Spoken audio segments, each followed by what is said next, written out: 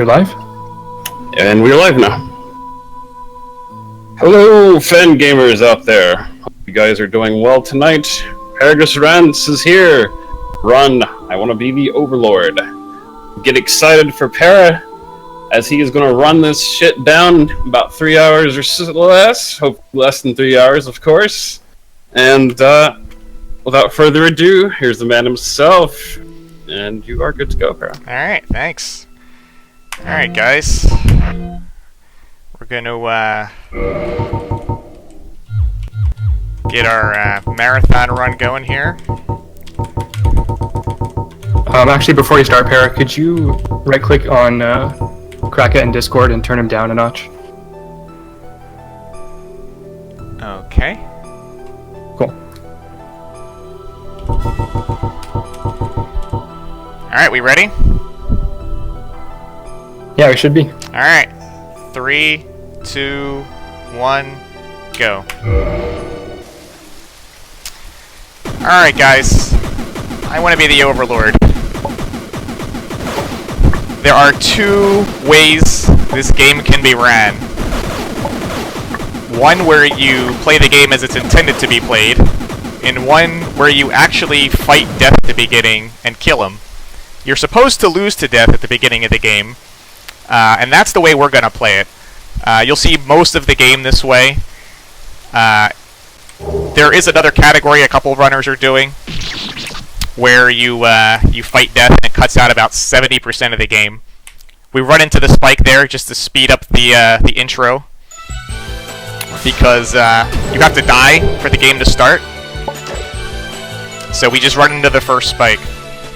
So this game is very open-ended and non-linear. It's a Metroidvania as good as any you would buy on Steam. And there's a lot of flexibility in the order that you do things. And there's also some glitches that I know speedrunners tend to like. So what we're going to do with this route is it's a little riskier than the route when I first submitted the run. The estimate at the bottom probably has me around like 250, and that's because back when this game was originally submitted, the route was very different for me. So what we're going to do is we're going to skip one of the upgrades, which is the long shot. And by skipping that upgrade, we're also going to not have to fight one of the game's bosses. The trade-off is that without the long shot, we have to use a couple glitches, and we're going to be shifting risk to some of the bosses earlier in the run. Now, this is basically where you need the long shot. It's the only room in the game where it's required. But you can pause the game to glitch this guy out. So now you really don't need the long shot. Now, without it, it's still hard because there's a lot of places where the long shot makes life a lot easier. But like I said, if you get good RNG on the bosses and you play relatively well, there's a bigger opportunity to save time. And those are very big ifs, by the way. So what we're going to do here is, this is an area you normally wouldn't be able to get to right away. And we're going to come here first because you can acquire a weapons upgrade here that will pretty much double your attack power in the early game. All you have to do is solve a relatively simple puzzle. And then that makes the early part of the game a bit easier. You'll also notice we're walking on invisible blocks right now. There's an item that reveals those blocks, but you don't need that item to step on them. So if you memorize where they are, then you can just do it. So this puzzle is the wind puzzle. Basically, all you have to do is look at the background very closely. The wind will show you which way you need to go. Assuming you go that way and don't step on the triggers, which are sometimes a little finicky, you're through.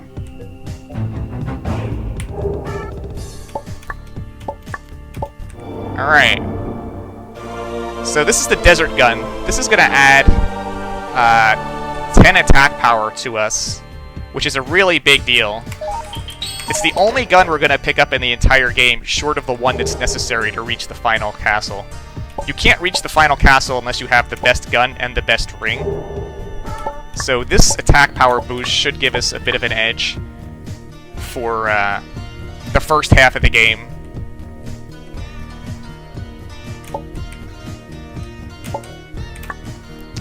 So since you would be traveling this route anyway, we just choose to travel it sooner because we want the gun. Oops.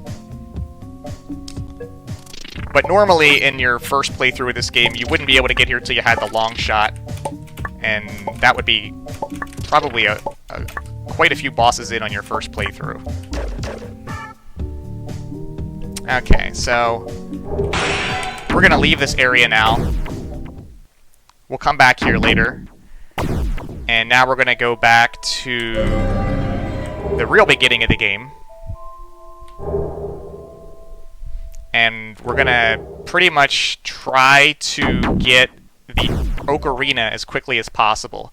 The Ocarina is an item that lets you warp out of anywhere, which for both speedrunning and just general convenience is a big help. So we're gonna go get that first, but we can't get the Ocarina until we can use gravity flippers. So the priority is to rush the gravity flipper boss, get that, and then get the Ocarina. And then from there you can actually do some stuff. And since we have the gun upgrade, it makes these very tanky hellhounds go down a lot quicker. It would take twice as long to kill each of these if we didn't have the gun.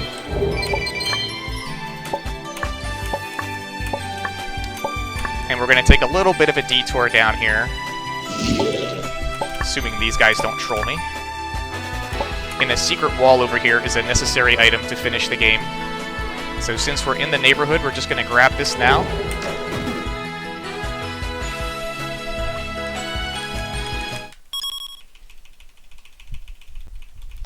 She will give us a coin.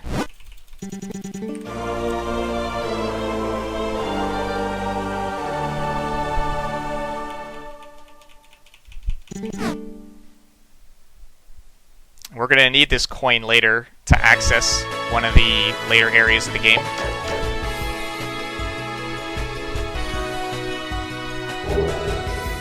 I should restart so the ghosts reset.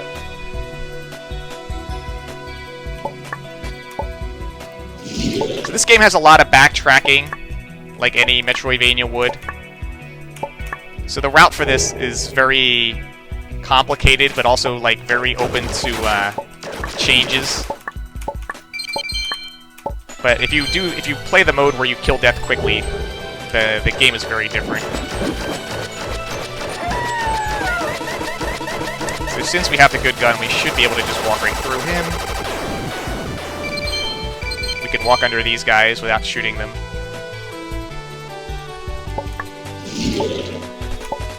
I'm gonna die. Yep. That's a screw. It happens sometimes there. So yeah, there's a lot of stuff from other games in this. There's a lot of Maple Story influence and music from other games.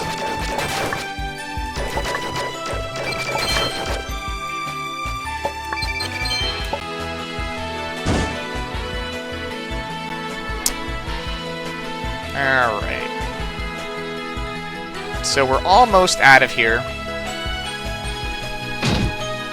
This is going to take us to a water-themed area where our first boss is going to be, and throughout the run there's about 4 or 5 bosses that are really potentially problematic, and this first one is one of them.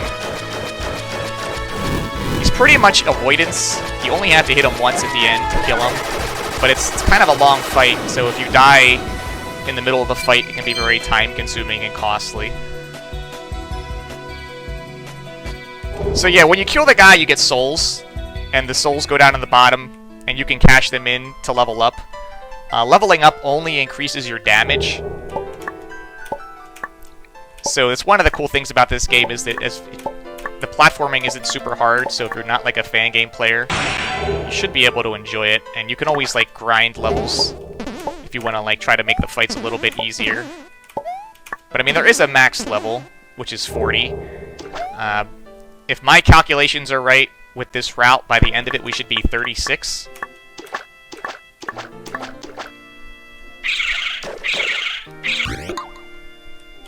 We have to hold your breath here because we don't have the water breathing upgrade yet. You'll see me restart a lot on the saves. Again, that's for cycles. There's a lot of moving components, and we like to restart because the game is designed in such a way where they're synchronized, usually on respawn. Having the good gun here makes these big guys die quicker, which is another advantage to going to the desert first. Swim before our breath runs out. And here's the first boss.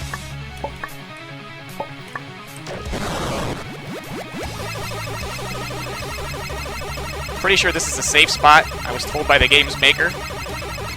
It's the first time I've tried it. It seems to work. So every time you shoot one of these spinning orbitals, you get an attack. Certain attacks are better done from certain spots in the room. So we're going to do the hardest ones first, which are ones that are done in the middle, which is this ball attack, and then a spike attack that is also pretty precise. This is RNG, so sometimes it's free and sometimes it just will ruin you.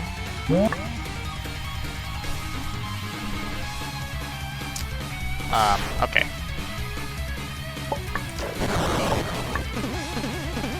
This just spawns little things that will kill you. You just have to keep moving.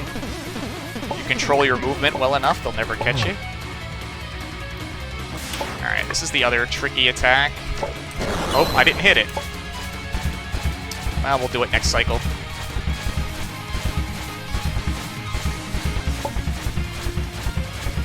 We want to do that one attack when we have the middle without him in it, so we'll just play around it.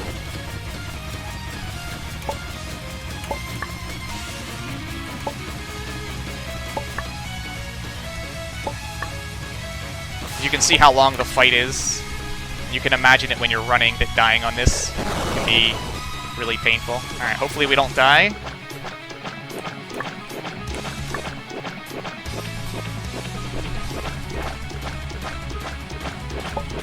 And we died. That's great. Wouldn't be a marathon without it, would it?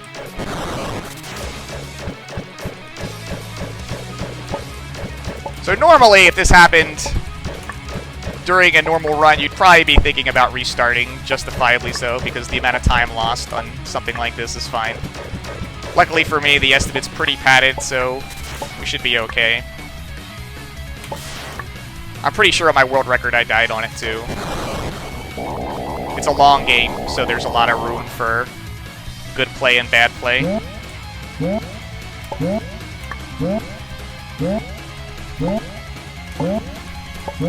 But yeah, this is like the first major hurdle. Okay. And I knew as soon as I said that I was gonna die. I even debated even bringing it up, but that's the way it goes. And that's also why I like to do that attack early, because it's a risky attack. Oh, I missed it again. Oh boy.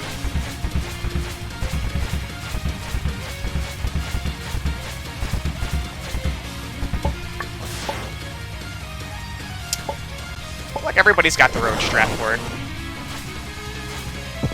I like to do it in the middle. That's just the way I've learned how to do it. You may have your preferred method, which is fine. I prefer to dodge it in the middle.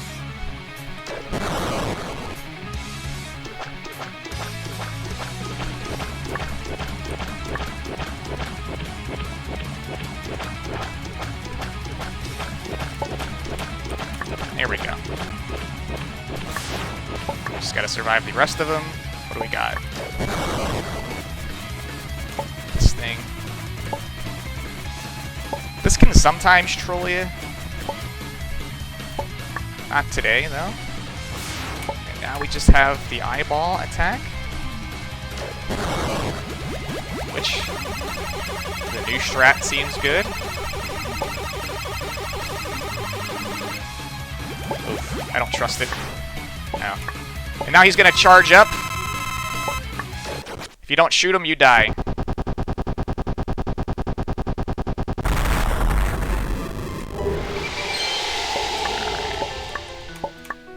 Oops.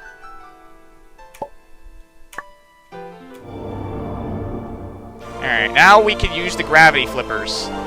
This is important because it lets us get to the Oak Arena. And then once we have the Oak Arena, we have a lot more flexibility on what we're gonna do.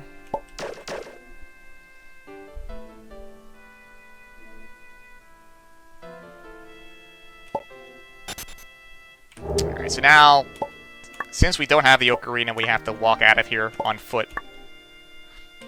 This is like the last time we'll be doing that anywhere. Getting out's not too bad.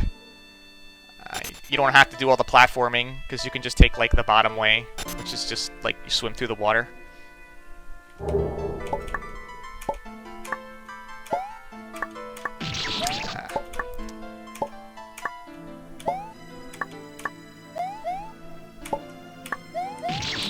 Or we could just jump on the moving spike balls.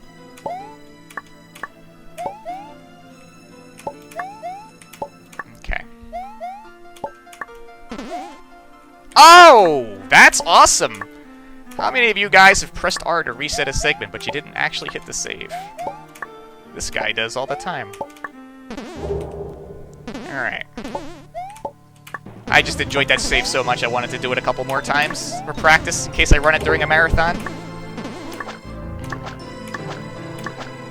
Okay, so now we don't have to go through all that other stuff. So we're gonna take the warp here. And we'll be back here later, which is pretty much the case for everywhere in this game. You're always coming back.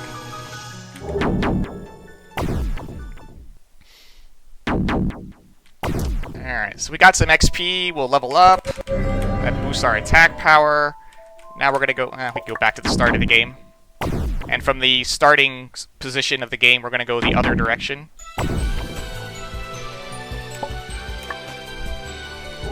There will be a memory puzzle coming up shortly.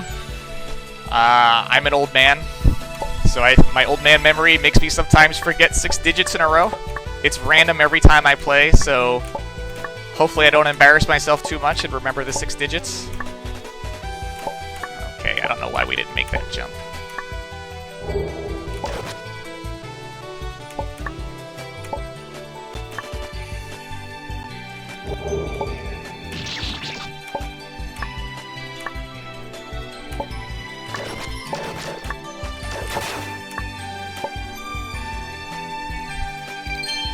This is one of the things I was worried about in terms of embarrassing.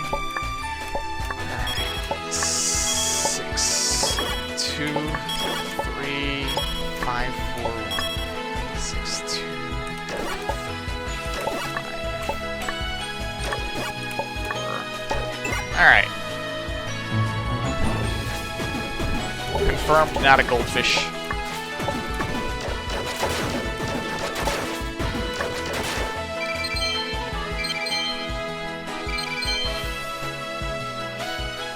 Okay.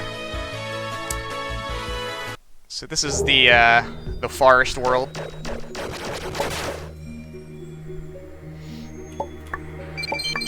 We'll be coming back here a couple times as well.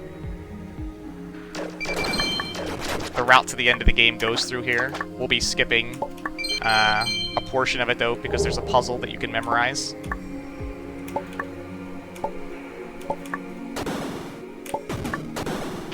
Wow, that was fantastic. I was literally just about to say that, like, I never get the cycle on this platform, ever.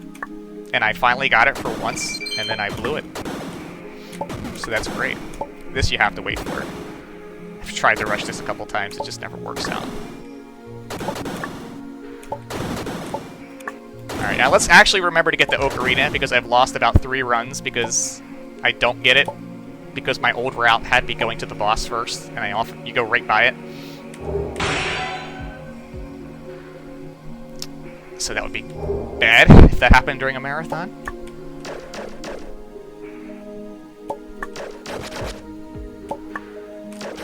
kill this guy. It's worth a lot of XP.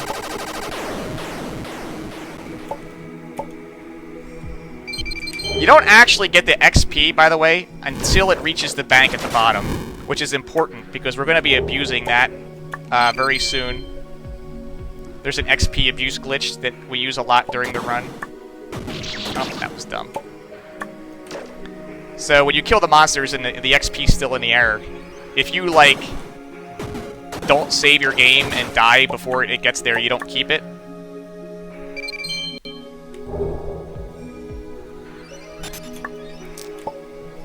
And we're trying to keep it clean. It's a Disney-sponsored stream, right?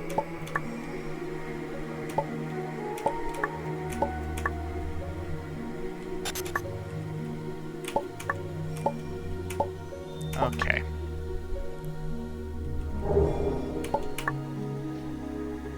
Let's see, we do a little XP abuse. Alright, so with this, at any time, I can press the Q button on the keyboard and warp. And that'll take me back to the hub.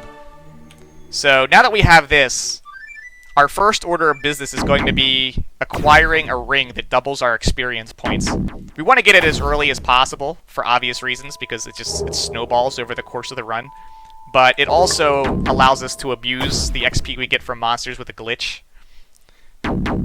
So in order to get to where the ring is hidden, the path is underneath this shrine. But in order to get there, this elevator has to be in the up position, because you have to jump down underneath the elevator. So first we have to raise the elevator, and then wait for it to lock. Because if you leave before it locks, it's not actually there when you come back. A lot of Fangame players are surprised that like a Fangame would remember the position of an elevator or switch, because usually that's not the case.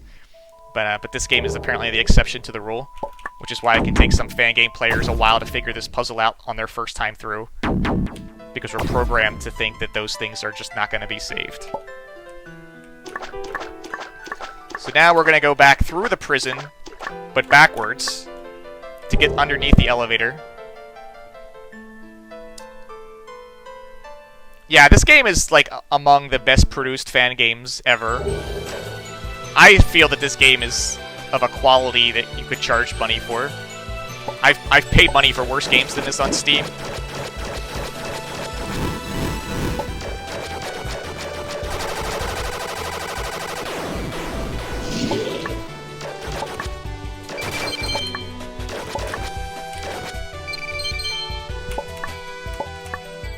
So one thing about this that makes this a little bit easier is now that we have the gravity flip, the way back up to the top is not that bad.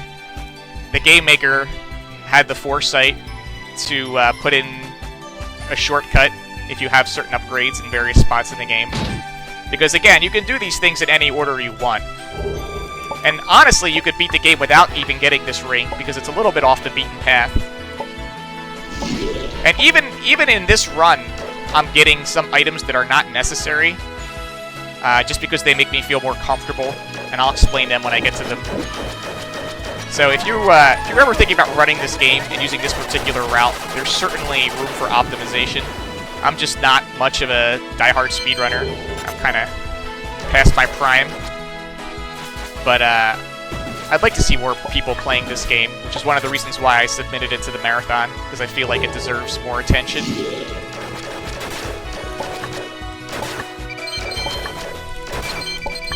But yeah, even if you're a casual Fangame player, or maybe you don't, these games kind of look too intimidating to you, I would still recommend this game because the platforming never gets to a place where it's insurmountable, and the bosses are fairly reasonable. Although I'm sure I'll be cursing them before the end of the marathon, because when you're in a hurry, they can be very unfun. I'm 38. I'm like the oldest wannabe. Although if chat will say I'm older every time you ask. So now we can get under the elevator. And we get this area. Now this is an area you would have to go to anyway. Later in the game you have to go down here. So a lot of the routing and planning for this is based on the fact you're going to be unlocking warps to places you have to go anyway. So a lot of time goes into like thinking about the proper and most efficient order to acquire these items. Which is why, you know, my original estimate of 250 was under a completely different sequence of acquiring these.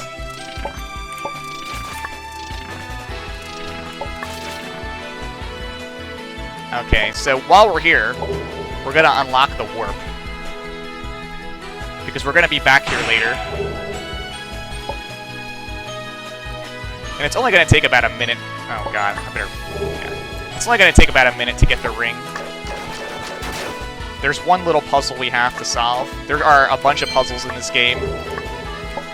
You won't see a lot of them on this, because just a lot of them are for items that aren't necessary. So this one, basically, all you have to do is turn all the green orbs red, rather. And when you shoot one, it changes the one around it. Puzzles are always easier when you memorize the solution. Okay. Now that we have the XP ring, we're gonna, like, take what is, like, the first big risk of this run, going this route. We're gonna be fighting a boss to get the ability to grab onto vines. And we're going to be fighting him a lot earlier than intended. So we're going to be under-leveled for this. Let's put the ring on. And this is like one of the first roadblocks of the run, is depending on what happens with the RNG on the boss. Oh. Just wanted to save. So while you have this ring on, all XP that goes to the bank will be doubled. Now, you can abuse this later, because as the game goes on, you're going to be acquiring more rings. And the XP ring doesn't really give you any benefit to combat, where the other rings do. So basically, as the game goes on, we're going to be abusing a glitch where when we kill high-value enemies, we're going to be taking the rings off and switching to the other one before the XP reaches the bank. And that way, you can still have the benefit of using, you know, the better weapons, and you can collect the XP. So you're going to see me do a lot of menu toggling to just try to capitalize on the XP. And we do this so that at the end of the game, we're at, you know, level 36 or so, which makes the final boss a bit more reasonable. It's really not the final boss that's the problem, but the boss right before the final boss. He's been the subject of a lot of grief. He's very RNG heavy at times, and well, a lot of the bosses in this game are. Okay, so it's a very simple gimmick. If you ever played I Wanna Be the 8-Bit, you might have seen this. You step onto things, they disintegrate. You try to time it so that you're moving before they disappear.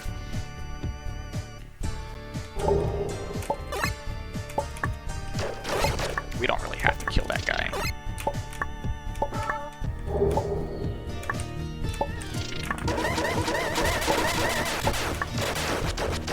Again, these guys from Metroid, they're a bit better if you have a long shot, because you can just snipe them from far away. Because, like, the way the game was designed, it was intended for you to have shots that can shoot across the whole screen at this point. Which also kind of plays into why the boss is a little bit harder than he normally would be. This guy is sometimes a scumbag.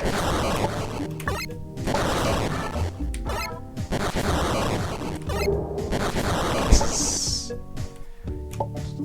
more pinwheels of death.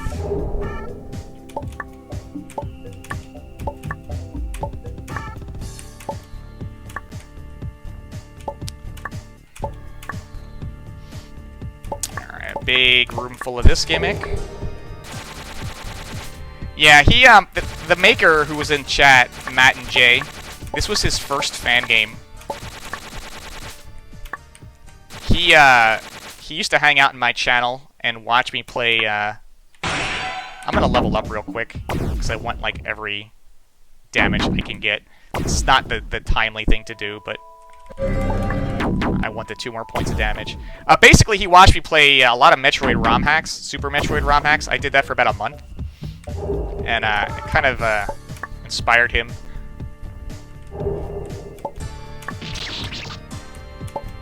Alright, Alright, this jump here is kind of hard. This game is not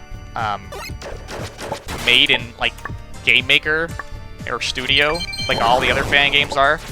So, when this game first showed up, they had to work on the physics to make it feel like a fan game.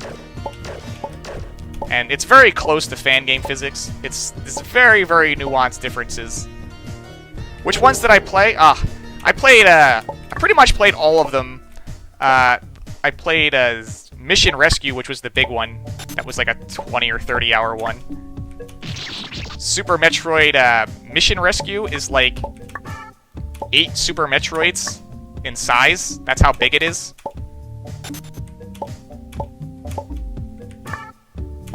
And the escape sequence is 90 minutes long. Yeah, Patrick was the one who saved this game with the physics. It's because of Patrick that this game is able to be enjoyed by regular fan game players.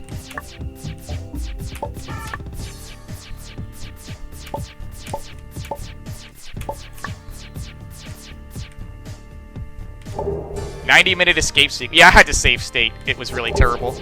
It's a very big game, but it's like not well made. Like the design leaves something to be desired. It's like the K3 of ROM hacks. All right, here we go, baby. Now we pray. Balls is not a good attack.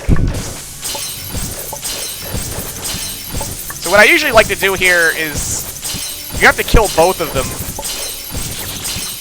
I like to try to kill the red one first, because I feel like the red one has the more punishing attacks.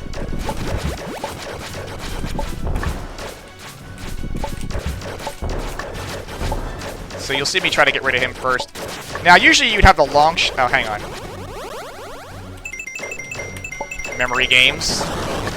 If you have the long shot, you can like stand further away from the thing, which makes dodging a lot easier. The reason why it's like harder is like I have to stand under him kind of to hit him, and if he does headache and flips the thing upside down, there's a chance I could be flipped into the boss, which would kill me instantly.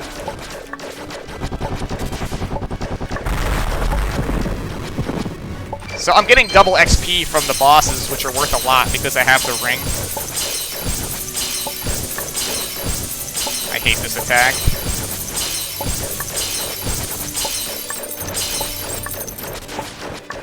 Oh, he heard me.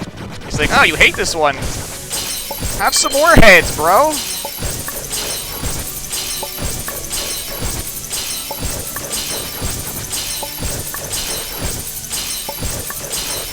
Alright. That's a relief. Didn't take us too long to get that. Alright, why did we rush this? The reason why we rushed the vine jump is because you need the vine jump for 2 major reasons. One, oh, I could just warp. One is that you need it to access the best gun in the game, and the other is that there's a necessary upgrade that's very powerful that you need it to get to. So the first thing we're gonna do is go get the speed shot. Basically, the speed shot doubles the amount of, like, the speed that the bullets come out of your gun, which doubles your DPS, and that helps a lot. So the first thing we're gonna do is go get that. Now you'll notice I didn't spend the XP from killing the boss, and that's because it's a currency that we're gonna have to use to buy our way into the area where the gun is.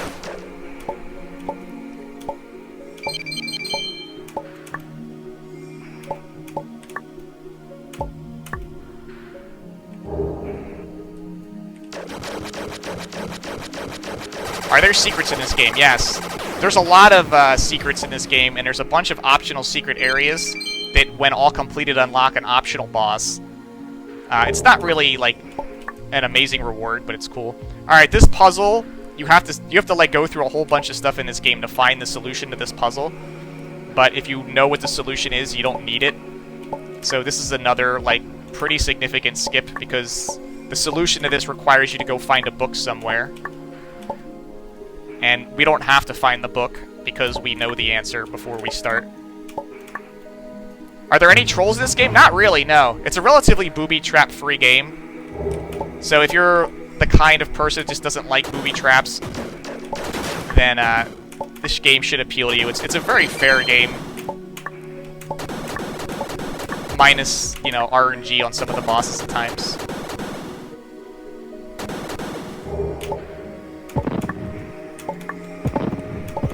This is always a fun room.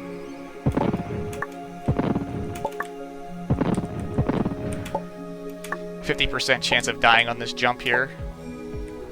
And we didn't. That's good. Now this is another area. This segment is much easier with the long shot, because you can just shoot the gun from a distance. This guy likes to block the path sometimes. The AI on these ghosts is terrible. It's fine. Take your time, buddy. As long as you're not blocking me.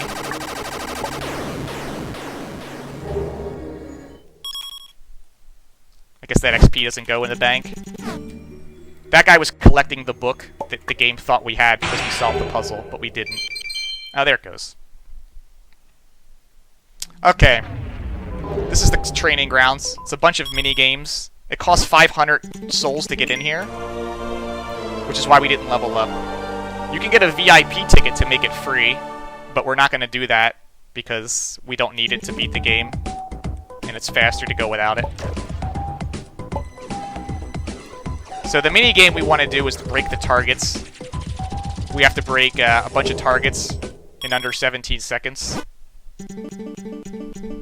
That also costs 500 to play it. So you try to win it, otherwise you might have a problem.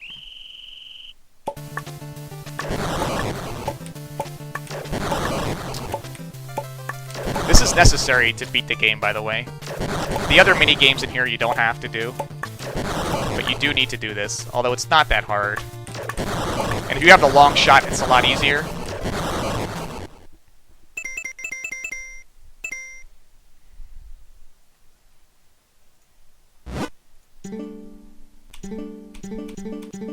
Okay.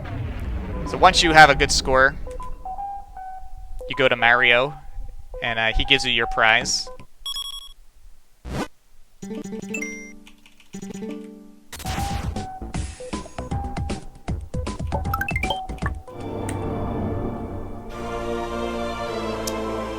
Now that we have 2 rings, we have a dilemma. It means we're not going to be getting double XP from everything anymore, because we're going to have the other ring on a lot. So this is where we're going to have to start switching rings back and forth a lot, so that we can inflate our XP. But now that we have this, we're going to go try to get the best gun in the game, which is over here. The best gun in the game is hidden in an ice area. Well, it's not really icy, but it looks like ice. And this is the other, like, risky part of the run. Because without the long shot, this is much more difficult than it would otherwise be. The boss is harder, and some of the platforming segments in this next area are terrible. Now, in the carnival, if this is your first time you play the game, a guy will tell you about going to the Griffin Nest, or whatever he calls it. And he says if you play the Ocarina at the nest, something bad will happen to you. Or something to that effect. But it actually is the only way to access this area.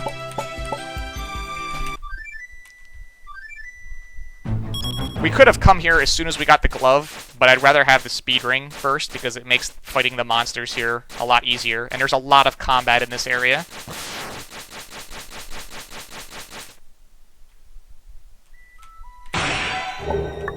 So we're gonna, there's basically a left path and a right path when you come in. The right path leads to the water breathing upgrade, and the left path leads to the gun. We don't really need the water breathing right now. So we're gonna go this way first, because we're just trying to rush this gun, because the damage increase is great, and it's necessary to complete the game. This gimmick is you just shoot the balls and it teleports you, so you have to react quickly. Not like that.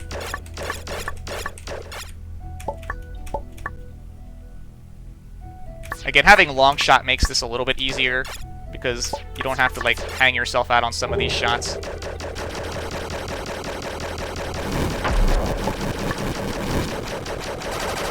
Okay, so this guy's worth a lot of XP, so we're gonna put the ring on, get double XP, and then put speed back on. Whenever you see like the green souls drop off of a dead monster, they're worth more. So in a lot of cases, on the big hulky looking monsters, we're gonna be switching rings. Oops. Because we want that double XP, because it's gonna make a big difference at the end of the game. And my timing is terrible.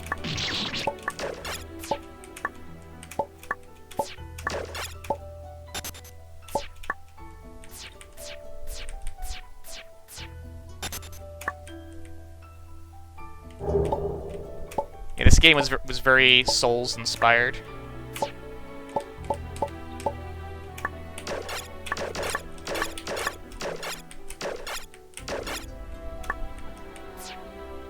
Alright, skip here. If you do the highest jump possible, you can skip half this room. It's very precise, but it's a good skip.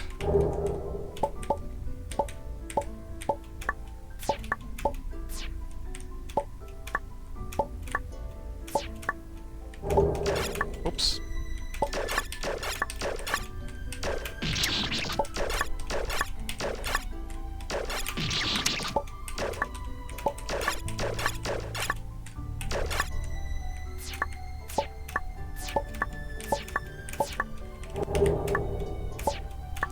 There's a timing here that if you respawn and just start running, you can get right through. It's a fast cycle.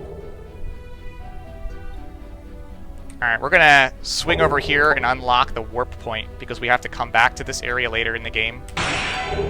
Again, you're gonna hear me say that a lot. And we're gonna go to the right here. And this is probably one of the most frustrating platforming parts in the game because we don't have the long shot.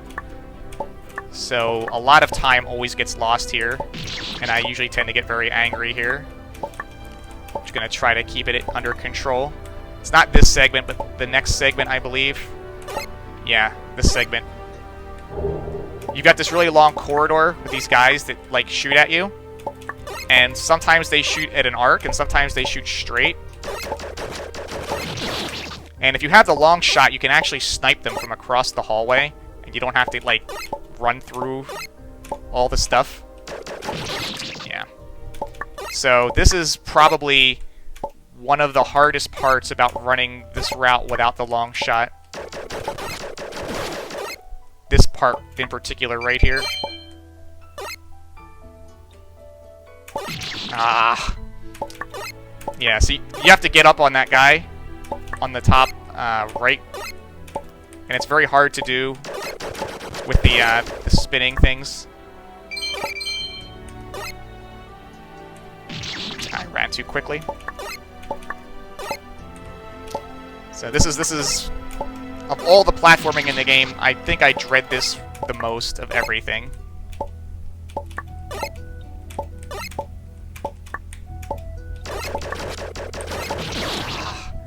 You just have, because they're both RNG, like you just don't know. Like one could be shooting straight, the other one could be shooting at an arc, and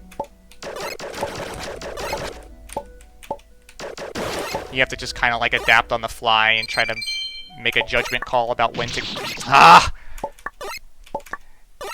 And you're only like safe in a couple spots with the swinging pendulum thing.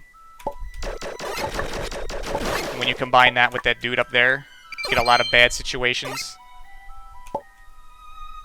Shooting straight is bad right now.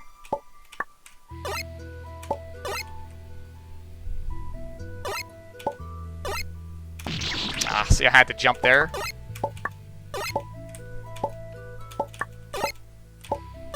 This is always a big time loss segment. Ah.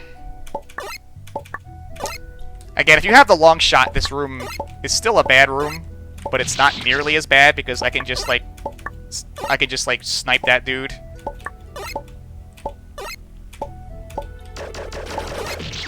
Pretty much like the majority of the risk of this route is in this room and then the boss after this.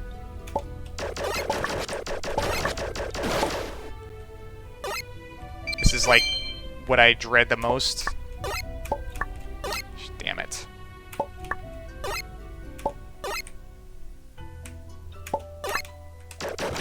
Alright, we got him. I'm gonna take the double XP on him, because he's worth a lot. Okay.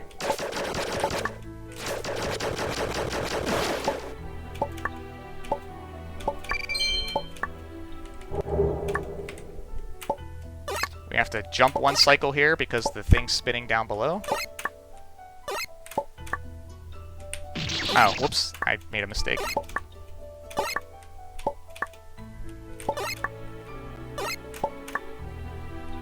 We're actually safe right up against that spike.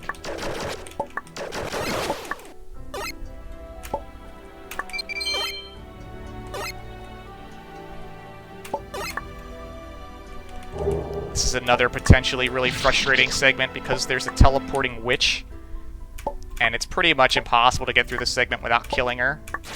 And her behavior is very erratic. Plus you have the guy shooting at you.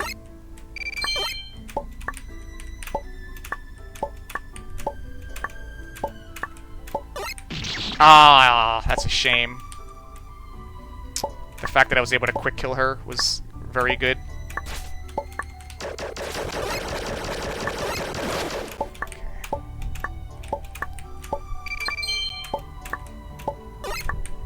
Oh god, why did I do that?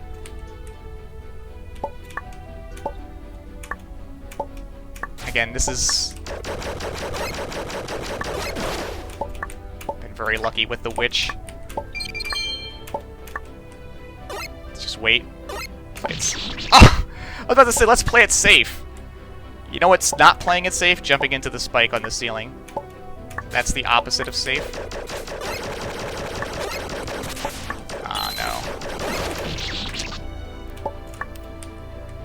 So yeah, this segment and this segment before it are major problems. This is not really out of the ordinary for this sort of trouble. Oh my god. There's always time lost here for me. Alright, that's bad. Yep. To be honest, though, this segment is pretty bad, even if you have the long shot. It's just too susceptible to whatever the witch does. Okay, give me that double XP. Alright.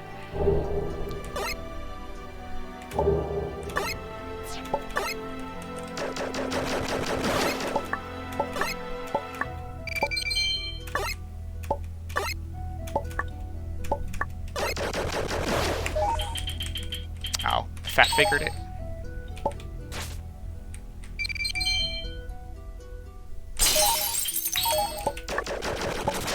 Yeah, go teleport. Okay. So this guy basically is like some guardian, and he says if you want the big gun, you're gonna have to go through a series of trials. So there's like 3 challenges or something. The first is like a heavy combat room.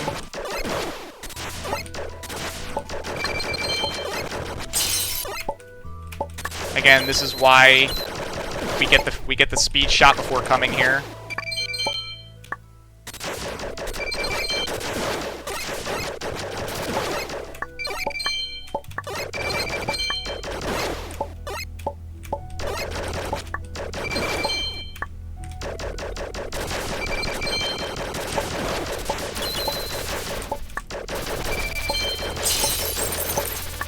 Please, bat.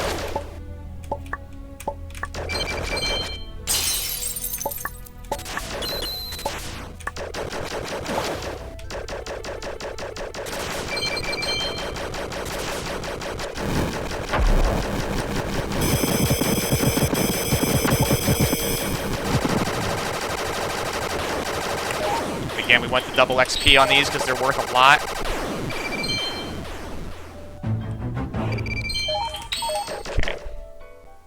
This is a memorization avoidance trial with lasers that shoot out of the wall.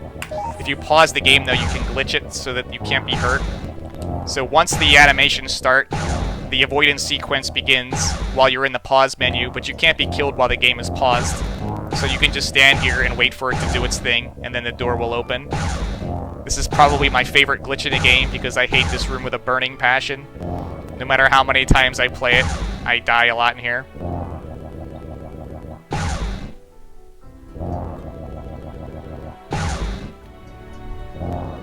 So we just wait for the music that says we won. We won. Alright, we're gonna go level up because this is probably one of the most frustrating bosses in the game. And I'm gonna need every little bit of help I can get. This boss is very buggy, very RNG, and super frustrating. You pray to RNGesus that he lets me through here. A quick kill on this would be huge.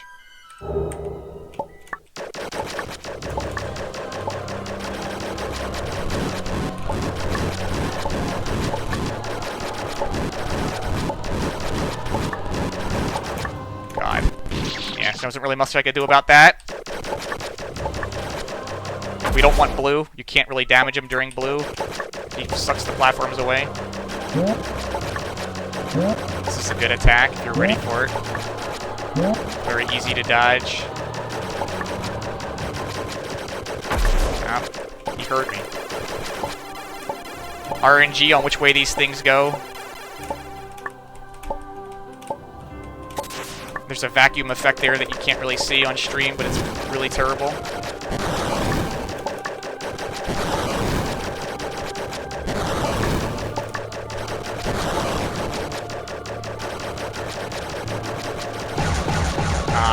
This attack is awful.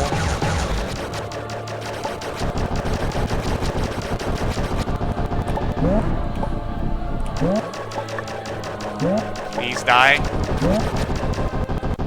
Uh-oh, don't land on the spike! Don't land on the spike! Ah!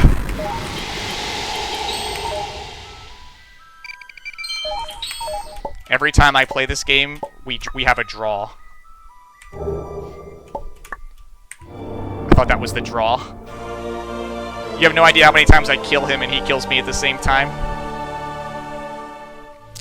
Alright, now we have the best gun of the game, which is a nice damage boost. So now we're going to go back to a more traditional route, which is going to have us fighting early game bosses, but we're going to be super jacked up for it. So this part's actually kind of fun.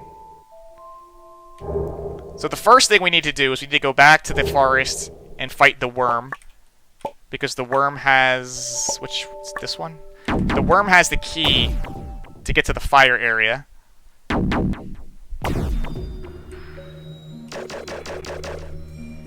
It's an ancient gun when it comes to running drugs. It's an Uzi.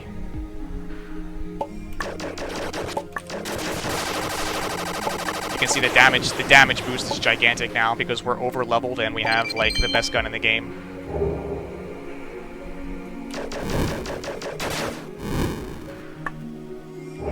This guy's just down here.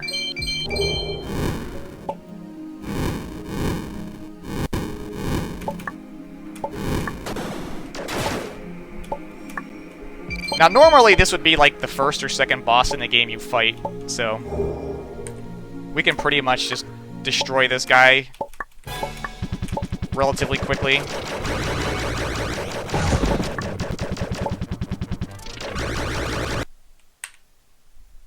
Since we have the speed shot and the gun, of course we want that double XP. Thank you.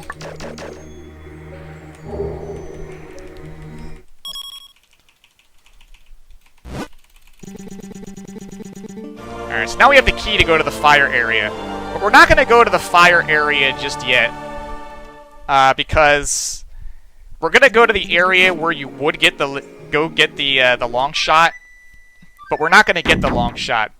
But there's a lot of, like, legwork that has to be done there for later in the game. So we're going to just do it now since we're, like, kind of in the area. I believe it's this warp.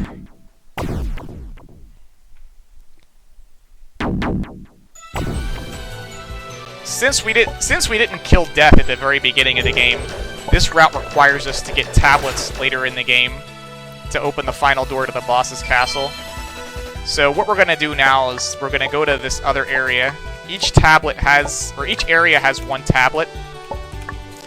So, but you can't activate the tablets until the end of the game. So we're gonna just do this now. It's just when I've decided in my route that I want to do it. But normally you'd be coming here for the long shot. And this area is kind of unpleasant at times. Which is why it's good to not have to fight the boss there. I'm not going to take that save, but I hope I don't screw up. Because I'm really good at not screwing up, right? For some reason, there's like no save in this room when you walk in.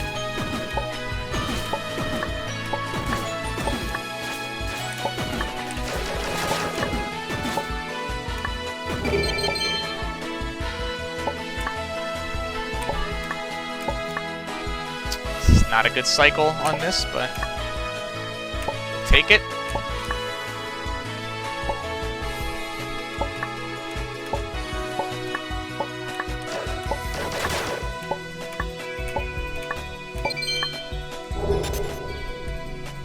But yeah, you can come to this area as soon as you have the gravity flipper.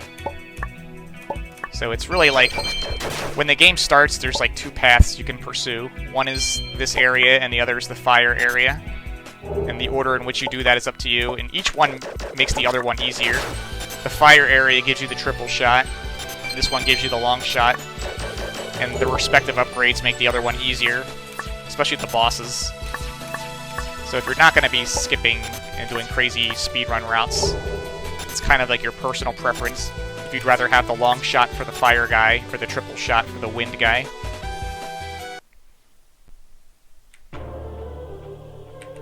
Okay. So, the first thing we have to do is that there are green switch blocks in here, which you can see on the bottom. And they basically work like you would expect them in a Mario game. There's like a switch palace type thing where you gotta go hit the button, and it'll turn all those green blocks into solid walkable blocks. And that is our first objective. Because we need to do that to acquire some stuff. It's that button right up there. But we can't reach it just yet, so we've got to take the long way around.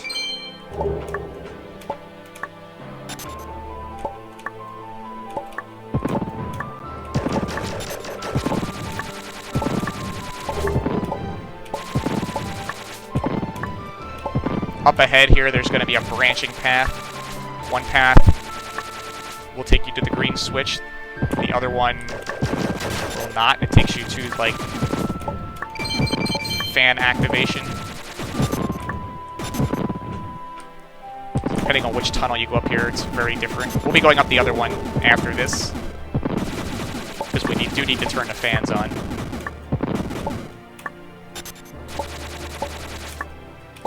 There's also an optional item in here that I'm going to be picking up that you don't need to beat the game if you want to memorize the invisible blocks. I tried routing this game without this item, and I was able to, like, get through it without being able to see the blocks, but for me, I found it just took too much time to do it, and it only takes about an extra minute to 90 seconds to get the torch to show you the blocks, and I found that when I didn't have it, I lost more than that amount of time. So I've just kind of decided that I'm just gonna get it. But if you're like an accomplished speedrunner, unlike myself, and you decide you would want to run this game, there's certainly optimization by not getting it if you're good enough to do it and want to put in the time to memorize where all the blocks are. This big guy here is worth a ton of XP, and he just shot the wrong way. And I don't know why he did that, but I'm going to double the XP from him because he's worth a lot.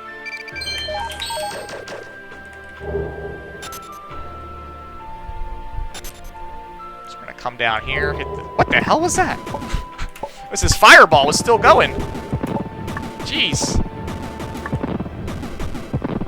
Hey, Thunder. For those of you who don't know Thunder, he is one of the runners of this game who does the early kill of death route. One of the pioneers of that strategy. He was able to give me some interesting strategies for parts of the run that pertain to what I do. Alright, now we gotta go get the torch, which is right above us. You can't get the torch until you get the switch. So it's just like I said, maybe like a minute or two detour to get this, and I find that it just makes life a lot easier.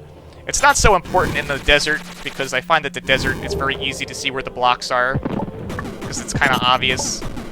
But in the other area where the invisible blocks are, you're getting shot at, and you have to, like, dodge on top of invisible blocks. So it doesn't really work out too well. So we have the invisible block maze, which is kind of the setup for the upgrade. Because a good Metroidvania, after it gives you an upgrade, will make you use it to help you teach you what it does. Alright.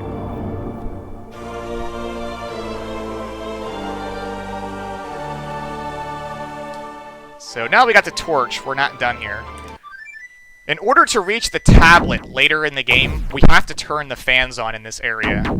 And since we're already here, we're going to do it now. So we have to go back in and take the other route to get the fans to turn on.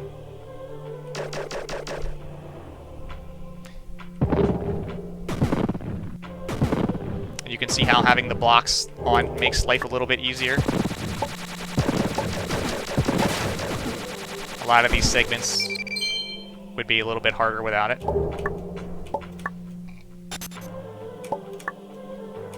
Like, these cannons can't hit me now because the blocks are blocking them.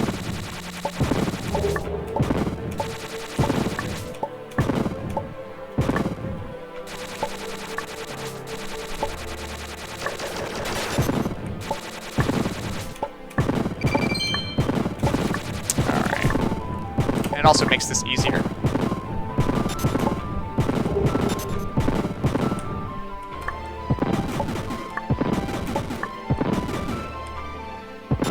Okay, so now there's two more ways you can go. Left is the fan, so we're going to go this way first. We will be going the other way too because of other reasons.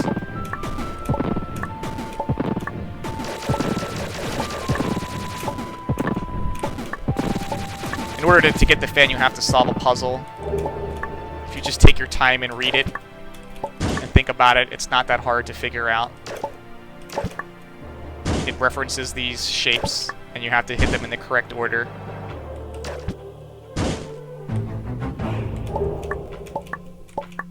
This is the switch that activates the fans. So now all the fans in this area will be on, allowing us to float up. But we're not done here. Since we're going to be going to the tablet later, the tablet is deeper in the area, but right in front of the tablet there's a warp. So it just makes sense that, like, since we're halfway to the warp right now, we should just get it now. Otherwise, we would have to redo the room below this with all the stuff going on.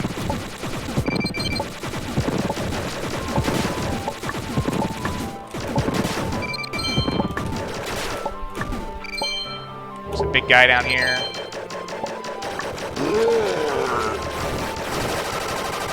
Again, we're gonna double XP him, because he's worth a lot.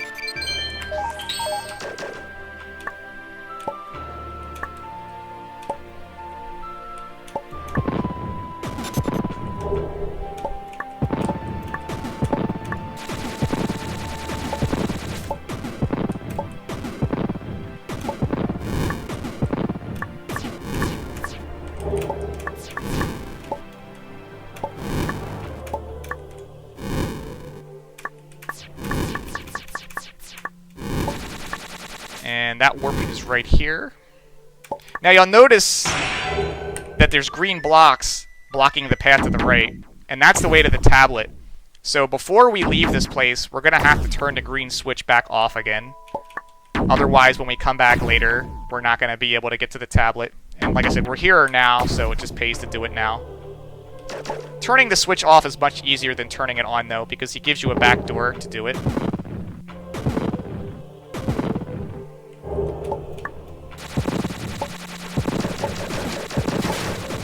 So this only takes, you know, a couple seconds to come up here. Shoot, save, and we're out. Alright, we're done with this area for a while until the end of the game.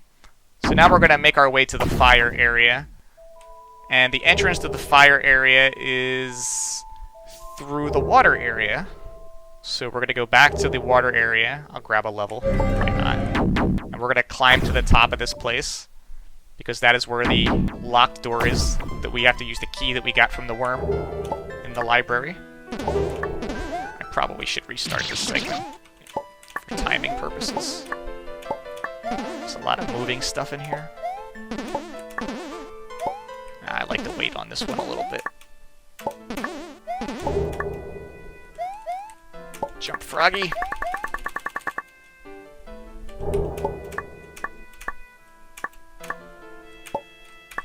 Okay. This is pretty much just like platforming through the waterfalls.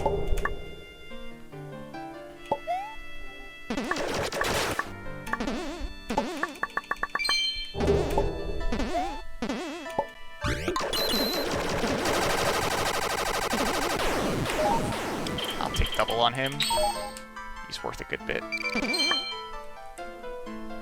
This you have to wait a cycle, I think.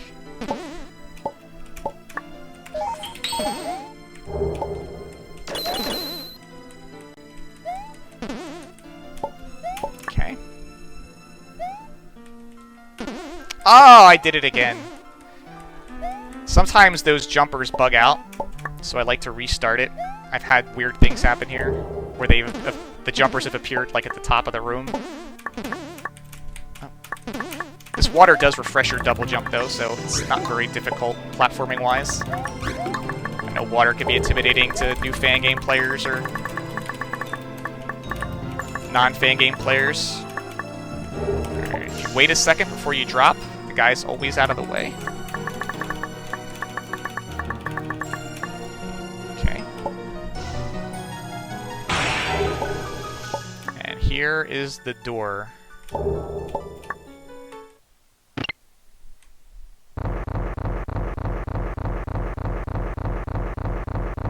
This is a very heavily Metroid-inspired area coming up.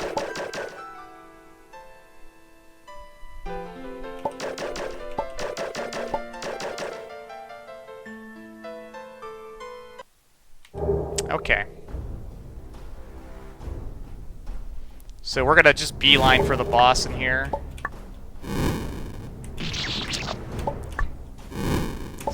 Minus my mediocre platforming skills. This guy is very precise. Okay. Minotaurs are worth a lot of XP. So if you're playing this game for the first time and you're looking for a spot to grind, that's the place to do it right there, because there's one right next to a save. I think they're worth 100 each. I think they're worth 200 with the ring. So if you were going to level grind, that would probably be the place to do it. This is a tough jump here.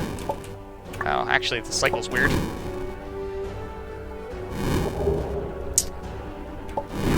My new thing when I play this game is I die a lot in this room. I thought it would be like a cool thing to start doing.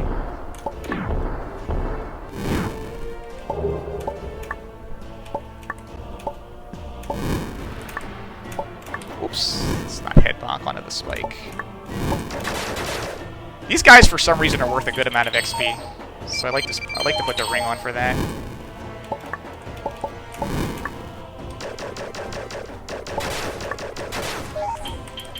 Oh god, I'm so slow at switching.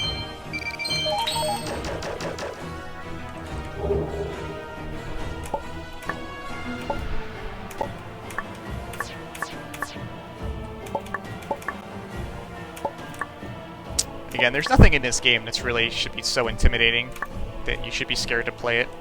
It's probably one of the most accessible fan games there is for a game that's produced at this level. Alright. so we're gonna go to the right here towards the boss.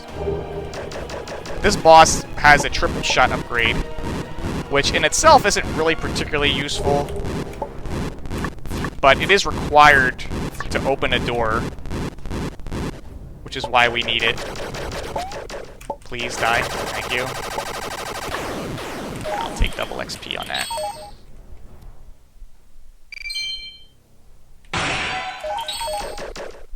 Alright, this boss under the old route was pretty frustrating for me, which is one of the reasons why I've opted to do this route, because when you're this strong, you can kill him very quick. But yeah, he's a very frustrating boss, even after some nerfs that he received. Yeah, the wall's just trash. Oops. This is the one you want. You don't want him to shoot him in the middle, because you can actually hit him.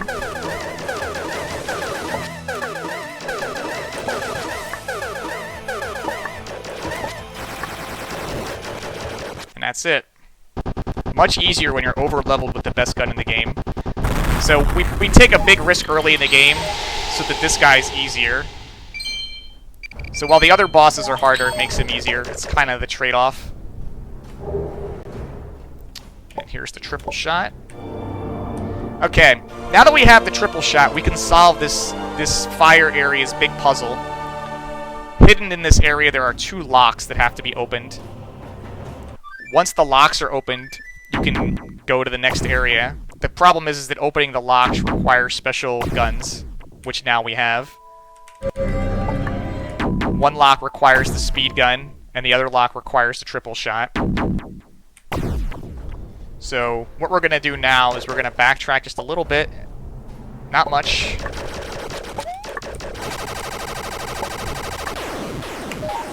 Give me that double XP. We pray that this room doesn't troll us. Didn't. So there's another warp point at the top of this cavern on the upper path. And the warp point is really close to the tablet, and it's really close to one of the switches. So we're going to go up there and unlock that right now, because it makes life easier later, and this is the opportune time to do it.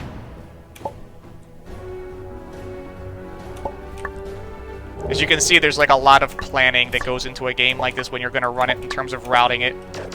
If you're going to actually play the game and not do the death percent thing, you have to like really think about the order in which you decide to tackle various parts of the game and come up with, you know, trade-offs that are the most comfortable to you.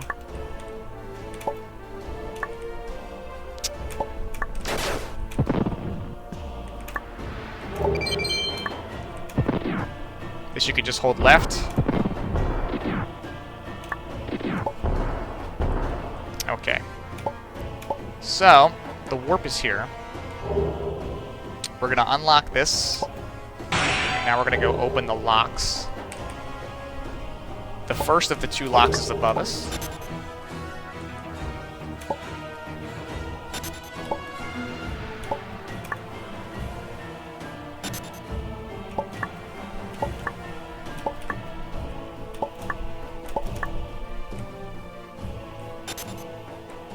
This one requires the speed shot to open, which is what makes it a mandatory item.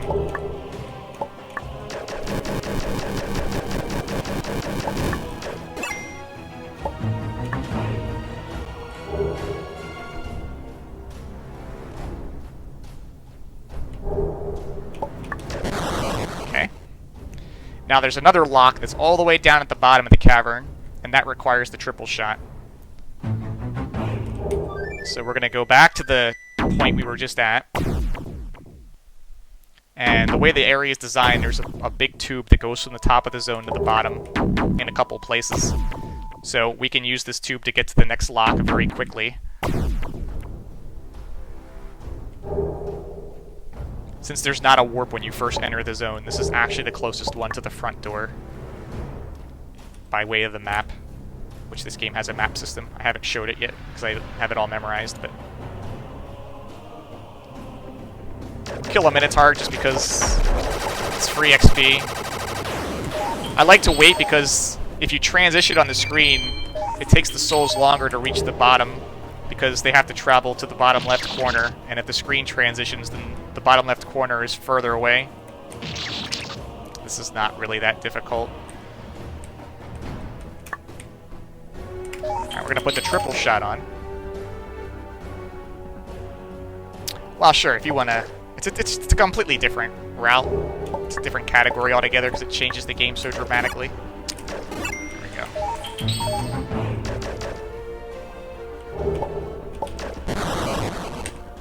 Okay. It's not hard to kill him, it just takes a while because you're like level 1. And his, you know, his hit points are scaled that you're gonna fight him later in the game when you're stronger. Oh, I have to warp out. Okay, so now we just unlocked the door. The fastest way to the door is to go back to this warp point and then drop down.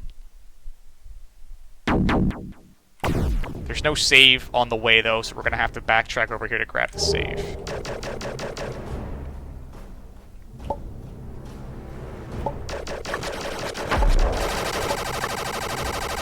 And we still want that double XP on the Minotaurs because it's so good. And we got trolled. It happens. The hardest part about this is going through this and then getting through the next room without RNG dropping. Wow. And having RNG not drop a fireball on your head while you're trying to get across those platforms. Wow! Sniping Minotaur! Guy's a better shot than I am at PUBG.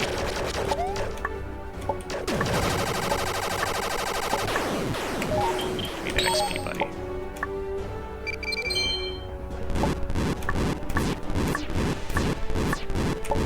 Whoa! We're good. So there was a lower path here, which you never really have to take. You can either go this way or go across the bottom. I find this to be faster, so you don't screw it up. It drops you right in front of the locks. You could also walk across the bottom, but some of the rooms along the bottom are not that fun. I find this to just be faster and more stress-free. Alright, so that's the end of this area. We'll be back later for the tablet. Now we have to do the boat ride. And this is why we got the coin in the beginning of the game. Is because, like in Castlevania, you have to pay the ferryman.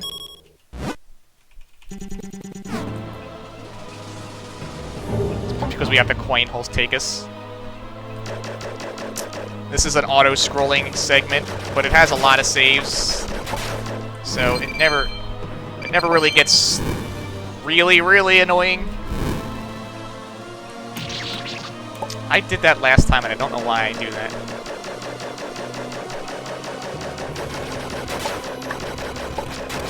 These guys are just kind of like free XP. If you have the speed gun, you can kill them before the boat gets to them.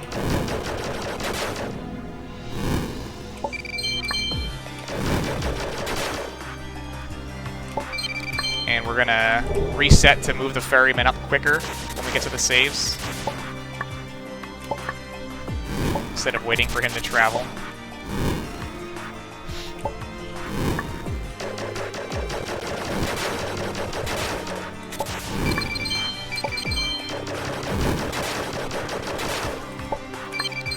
This one will let him go because the extra time is to our advantage.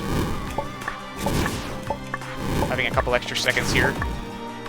Oh, doesn't really matter if you die.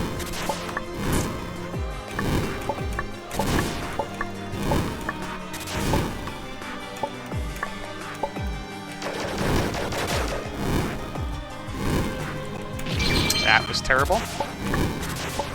Yeah, the game has a really good soundtrack. I mean, it's part of, like, the production of the game. It's just... everything about it is top-notch. I'm not much of a speedrunner, so for me to speedrun a game, it's gotta be, like, really decent.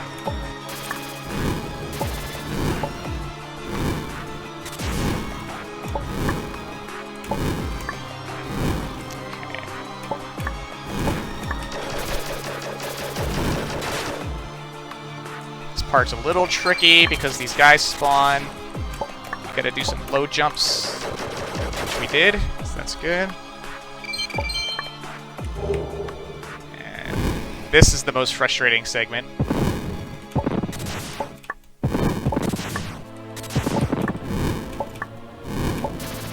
Just the combination of things going on here makes this very unpleasant.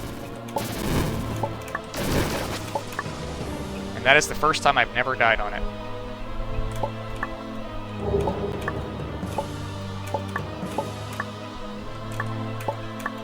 Maybe there's hope. Oh. Nope! That's nope, not hope.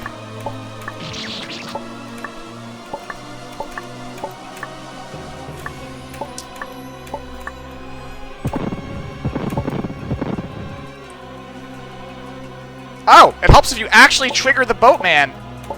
That would be cool! I was just gonna swim across the fire. I would like to say that's the first time that's ever happened, but it's not.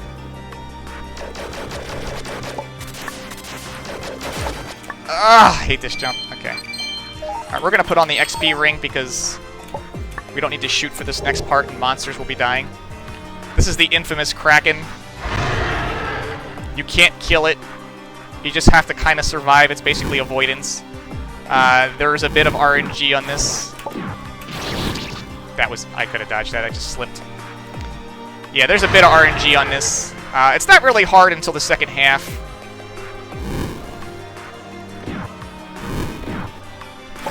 It's not a super long segment. As I die on the first half. It's not a super long segment. So even though it's like an auto-scrolling thing, which makes all platform players cringe, the saves are frequent enough that it doesn't overstay its welcome too much.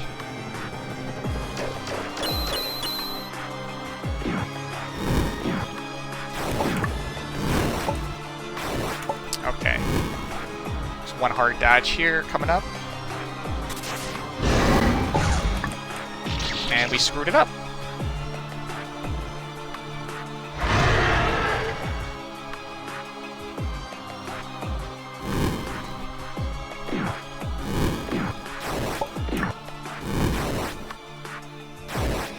I don't know where he shot that one at. That was really far. Okay. Now it's RNG with the fireballs. He shoots fireballs and they come at a random height. Sometimes you gotta jump and sometimes you don't. Jumping really sucks because you have the inertia of the boat working against you. And you can't jump that high from the laser. Alright, and we're out of there. Alright, so this is Cryptoria. This is one of the harder parts of the game. The next boss is in here, and again, that's kind of going to be like the next roadblock.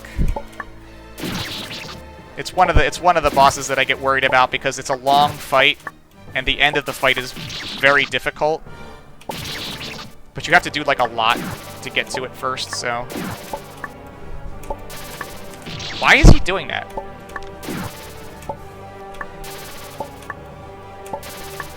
Fine, we'll take it slow. There's these little ghost guys that are hidden in the ground. You can see them if you look very closely. I always die on that jump. Probably 80% of the time.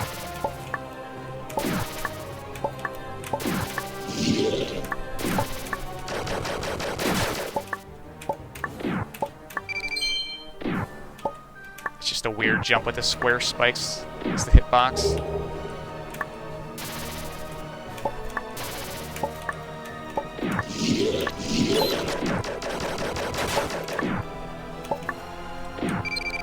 This you gotta like drop down and go over. It's very tricky. It's gonna be a while to figure that out.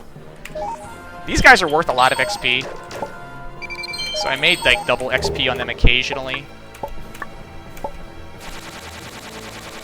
I usually die on this segment once. This guy likes to snipe a lot. And this gear thing, or the saw blade thing, is kind of awkward. Okay.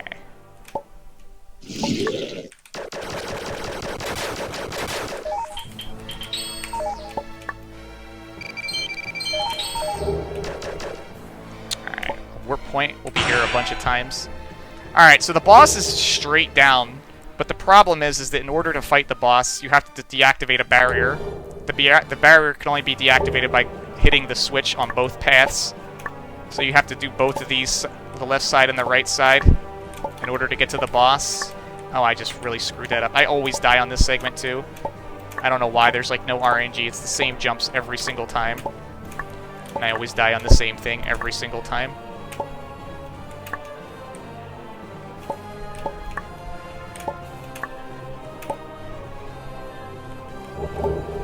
So this guy, his gimmick is that if he looks at you, you explode. So if you're above him or below him, it doesn't count. But you can't ever let him see you, or you just die. So you have to time your movements to be out of his line of sight.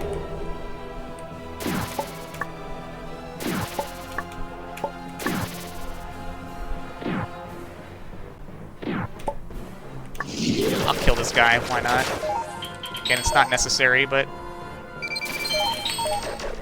every point of damage more I'm doing is faster bosses are gonna die. I'm not worried about him. I could have went there, but let's play it safe. Recycle this because it's timed in such a way that you can just go, assuming you don't touch a spike.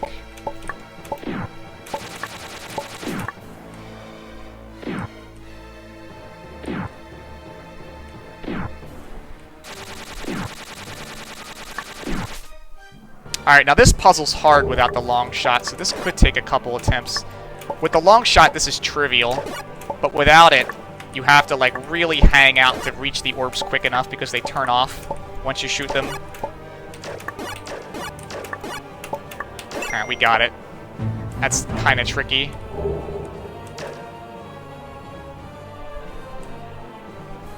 With the long shot, though, that's pretty much free once you know the order to shoot them in. Okay, so that's the left side. The right side is probably harder.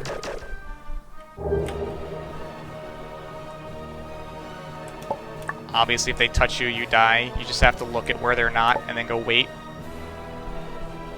Which is simple enough at the beginning. But this part where you have to drop, it gets a little trickier. Oh god, I didn't do it. Yeah, I bonked my head. Oh, that's the wrong square. It's the one next to the dark square.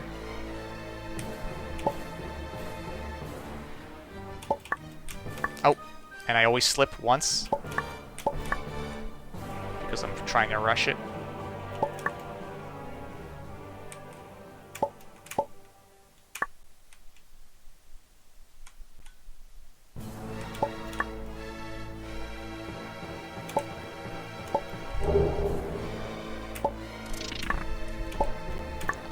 Pray the Medusa heads are nice to us, which they aren't, because they're Medusa heads and they're scumbags.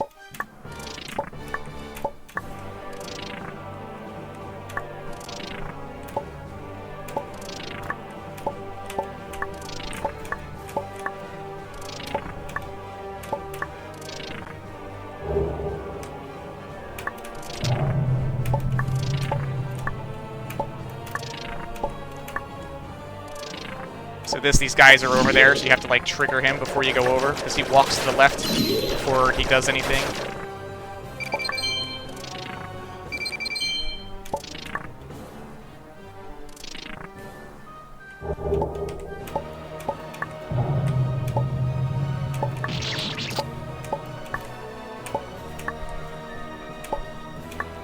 This is kind of a combination of the two gimmicks. Not super complicated.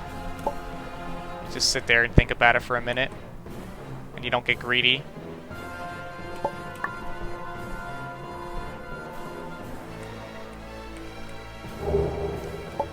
This guy's a scumbag.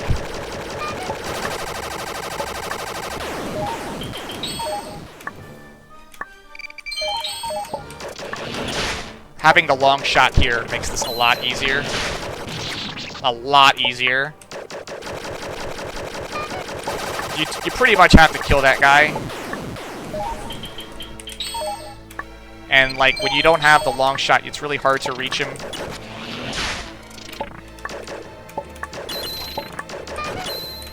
Jesus. Medusa heads, please!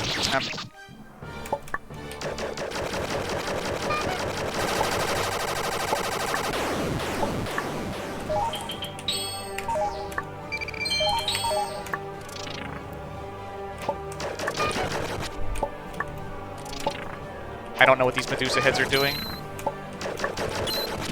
Oh, that was... Oh, Jesus. Didn't sound good.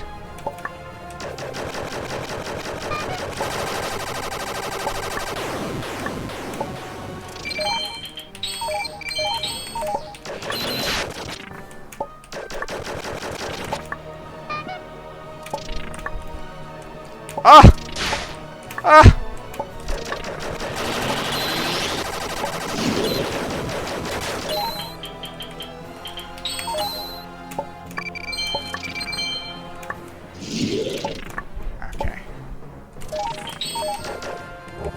This room is terrible. This is the classic mirror kid gimmick.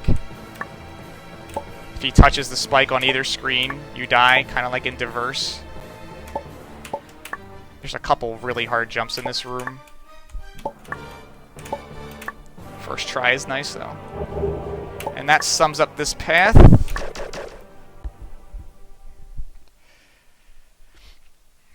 So now we can fight the boss, but first we're going to level up as much as we can with what the souls we have stored are, because this boss is a real scumbag. There's some RNG in the very beginning of the fight that sucks, and the end of the fight is very intense. It'll take 3 or 4 levels. Okay.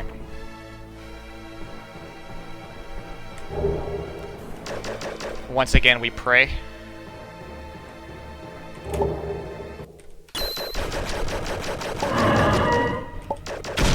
So this debris, when he stomps his claws in the beginning, is pure RNG. Sometimes it just goes in patterns that are really unfair. So that's kind of like the first annoying part of the fight.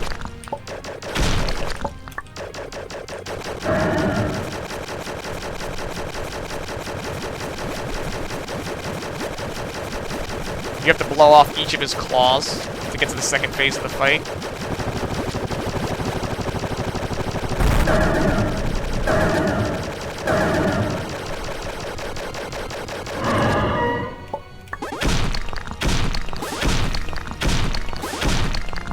Sometimes these rocks from the other claw will fly across the screen and hit you if you're not paying attention, which is always a fun way to die.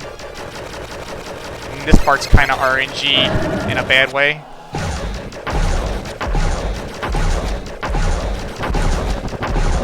Yeah, it's not good. That was not the good laser pattern.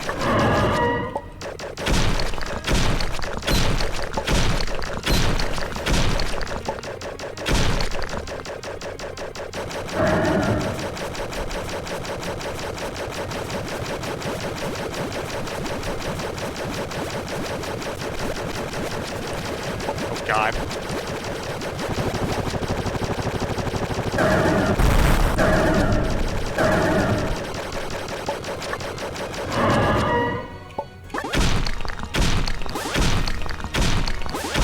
Okay.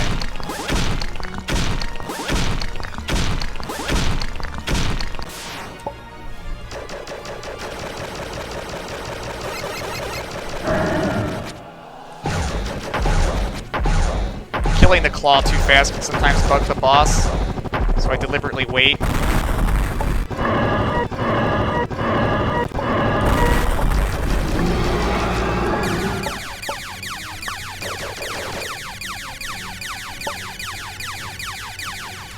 This part is where we start to get a little nasty.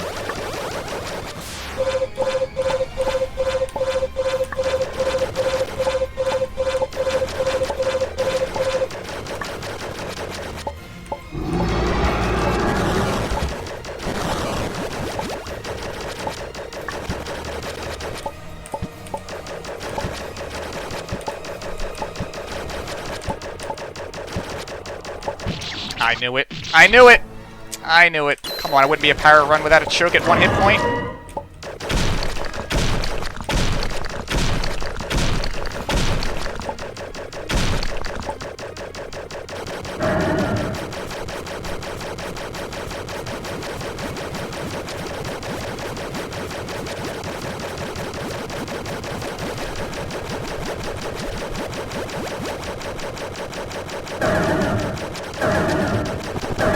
Choke him if you got him.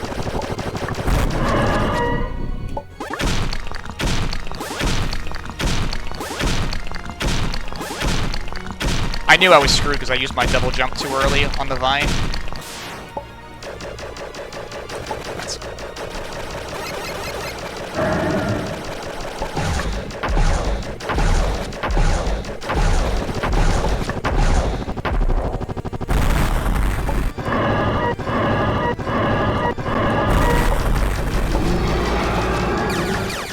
That's bad damage.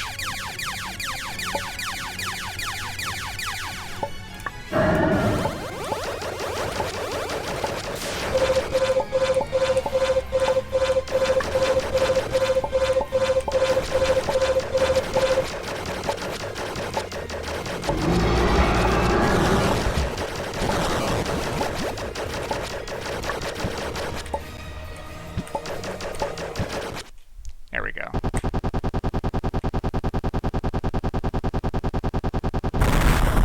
Put the XP ring on.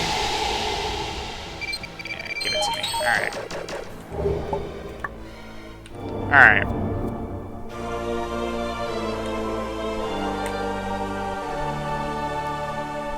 Alright, so that's a relief. There's only one more bad boss left in the game. Alright. Now, we're gonna need a key that's nearby. So while we're here, we're just gonna get it now.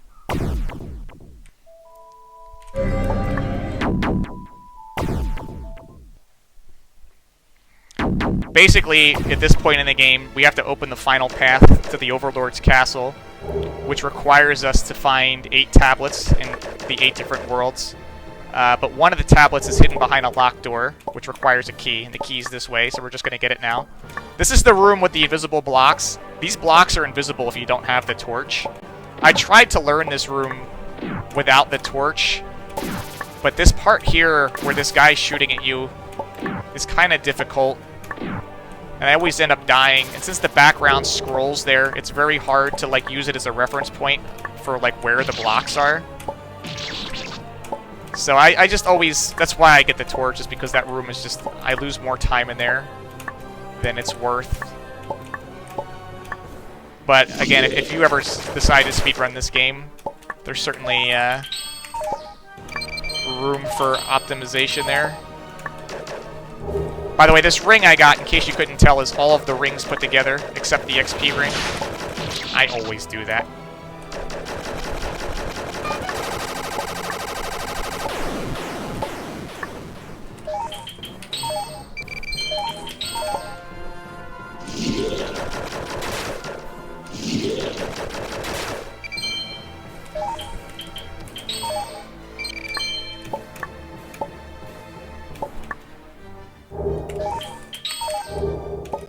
This is another room that I pretty much die in every single time. There's one jump in here that's kind of awful. Right here.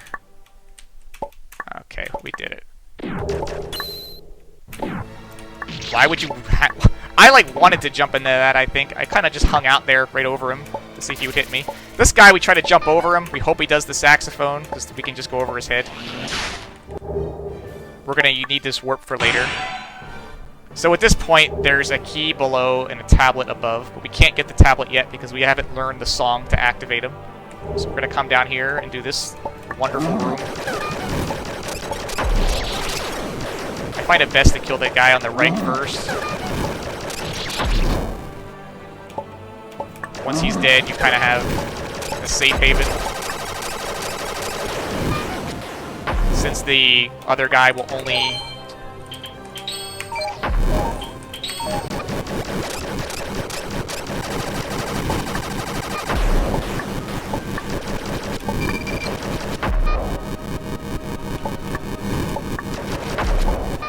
all of these dudes are worth a lot of XP.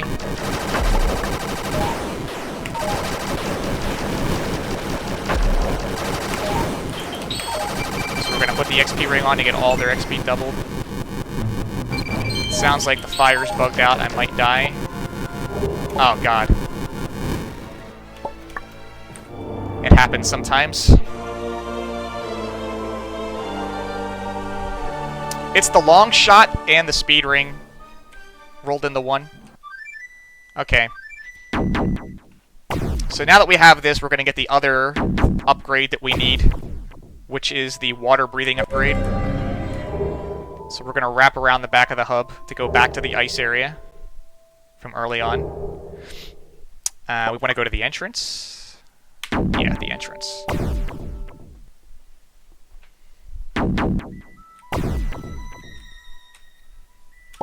And this time we're going to take the right path. Now, we could have done this a while ago, but I find it better to do it when you have all the gun upgrades, because there's like a segment where a guy is shooting at you, and you have to like do it on moving platforms that flip around, and the higher your damage, the easier that is. So we have to let this spin back. I'm going to walk over.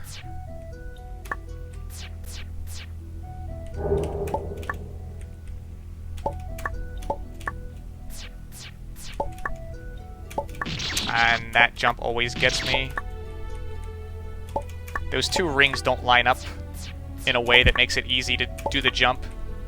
You have to like jump at the end of the first ring when it's like not a lot of room.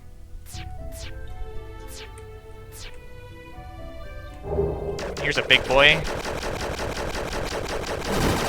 Not so big. Take double XP for him as well, because he's a big guy. This, you can kind of fast cycle it. It's not easy, but it does line up in such a way that if you just go, sometimes it works out.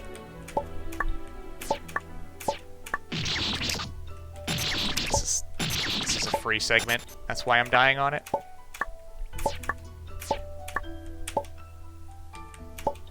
Okay. So yeah, this guy up here, you have to kill him on top of these things. If you have a damage upgrade, that's much easier.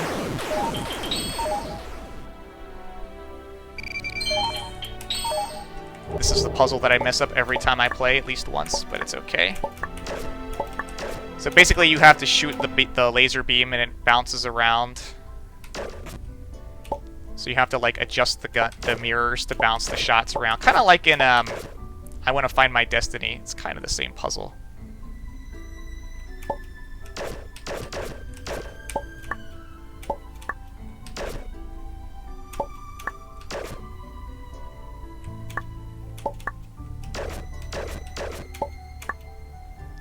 That's not what I want to do.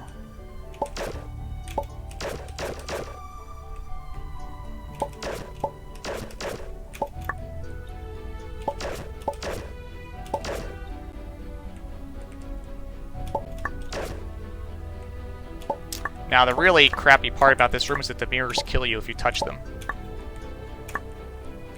I think that's it? Ah, good.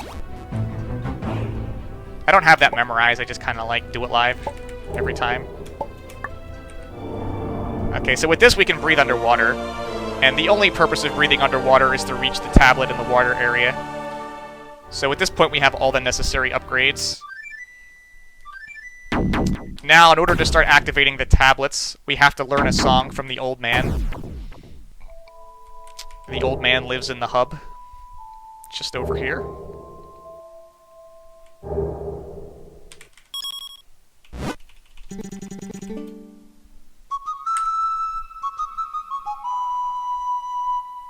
I'll see you, Thunder. Have a good night. I don't know if I'm going to beat my PB, because I'm running splits, and I screwed them up here. So I'm going to have to go by whatever the marathon clock says. Okay, let's start with this one. Just go straight across all the rooms. I have the splits up, not because I'm really as interested in my time, as that I use it as a cliff notes. So I know, like, the order and what I do things, because it's a very long and convoluted route, and if you forget one thing, you're totally screwed. So my timer, I forgot to start my timer and stuff, so it's all messed up. So it could be a PB, which would be a world record. I have the fastest time for people who, you know, actually don't kill death right away. But yeah, I don't know if I'm on pace. I had a lot of bad luck this run. You never know, though. You never know.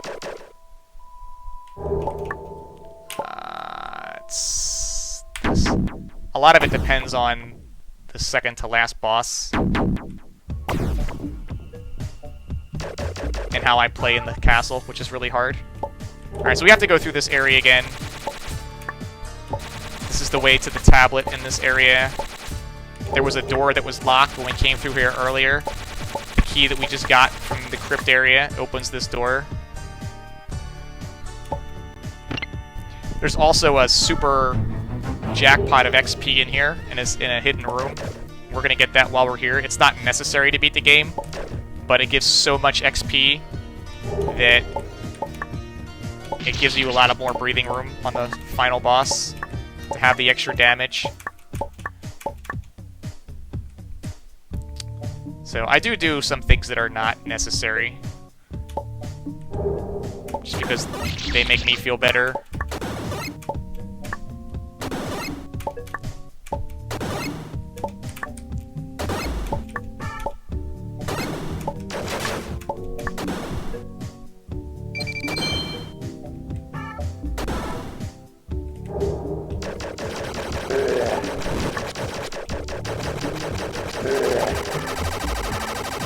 It's like the biggest creature in the game for XP. It's another decent place to grind if you're playing the game this way.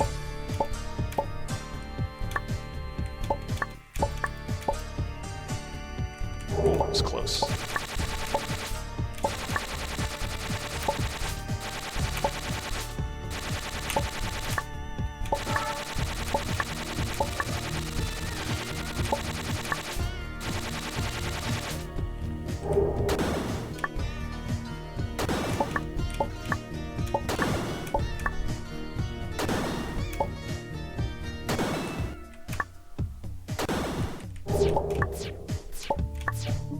I always die on this.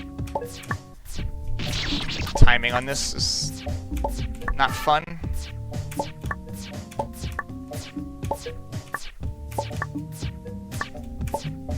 keep going.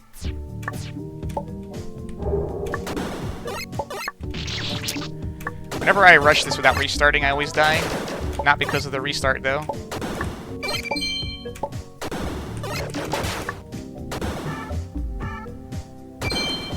Okay, so the tablet is down here, and the arrow points to the well-hidden secret.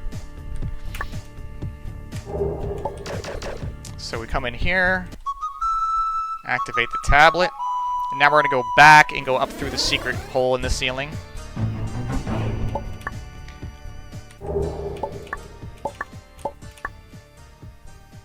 Again, this is not necessary, and it does add time to the run, but it makes it more comfortable for me to have the extra levels.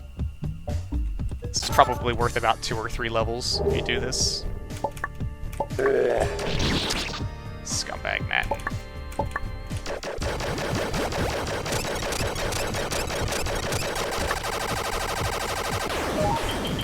Try to wait till the animation is done, because if you switch during the animation, it restarts it, and it takes longer to get the XP. I know I screwed that up.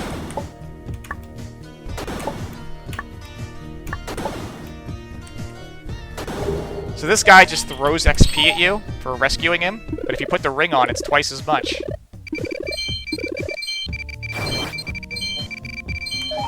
And as you can see, that's quite a bit.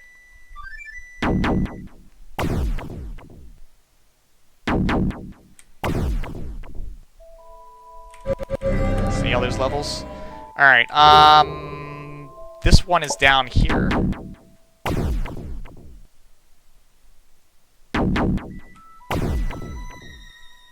Well, oh, I forgot about Death. Death can really ruin my run, too. Sometimes Death trolls me, and he gives me terrible RNG. Which will probably happen because it's the marathon.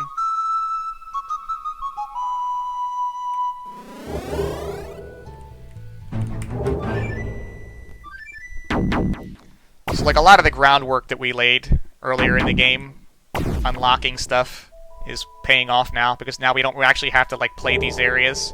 We can jump in right next to the tablet and activate them.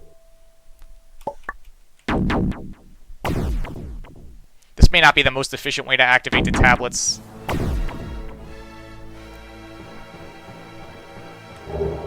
But it's just what I like to do.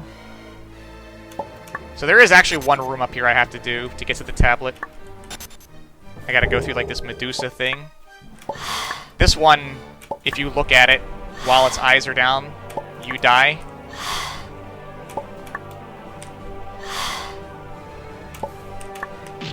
Oh. It's not really that hard, it's just a tedious gimmick if you die on the platforming.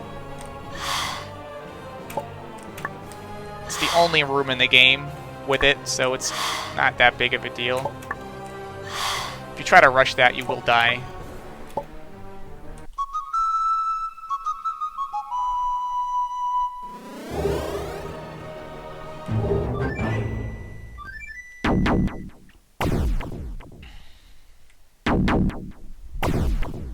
Okay.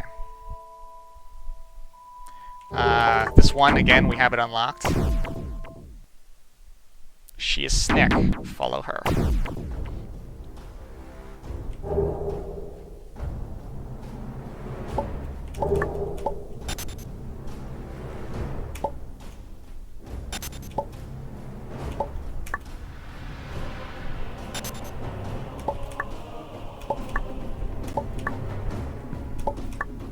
Again, if you do the game mode where you kill death early, you don't have to get these tablets, which dramatically changes the game, because you can just warp to the final castle.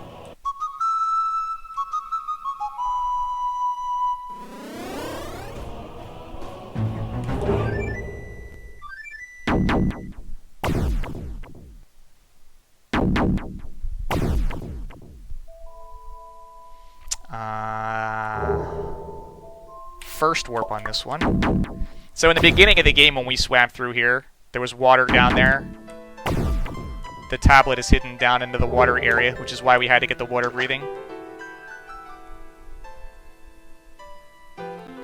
There's one segment on this path that gives me problems for some reason. It's like a new thing. I started dying on it. I used to never die on it, and I decided it would be fun to start dying on it a lot. That's the next segment, so I'm really excited to die on that. To be fair, though, it's a pretty tight squeeze you have to do on this thing. You have to squeeze between this spike ball. It's the second one on the left there. I've been having a hard time with this lately. Alright, we did it.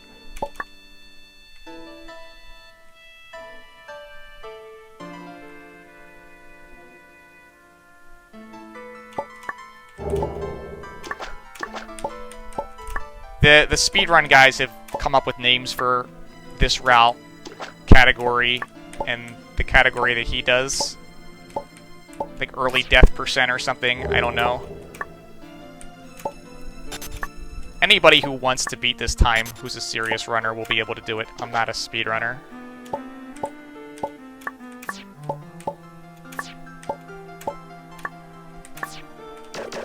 Too old for this. Alright, please don't remind me how far ahead I am. Alright, this is a very RNG room because they come in random directions, and sometimes you actually get situations in here where there's no way to dodge because of the fact that they come through the floor and the ceiling before they start moving. It doesn't give you an opportunity to get in position.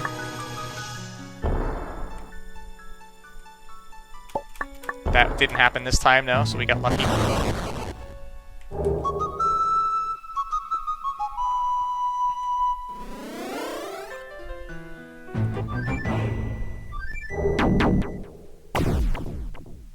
So I think there's just one more tablet in the library forest. Oh, I gotta do this one. I always forget about this one. This is back where the XP ring was at the beginning of the game. We came in here to grab this because it's close to the tablet.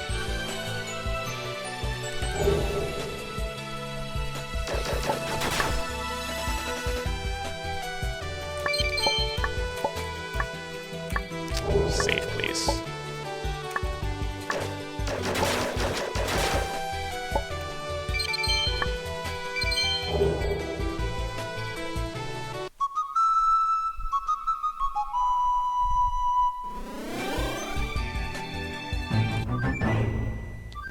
Okay, now it's the forest, and then we go to the final castle.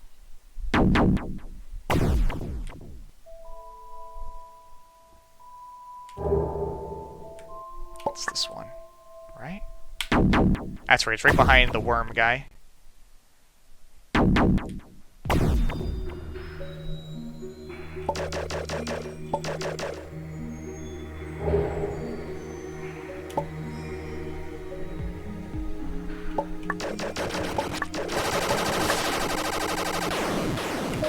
And why not? Scum a little XP.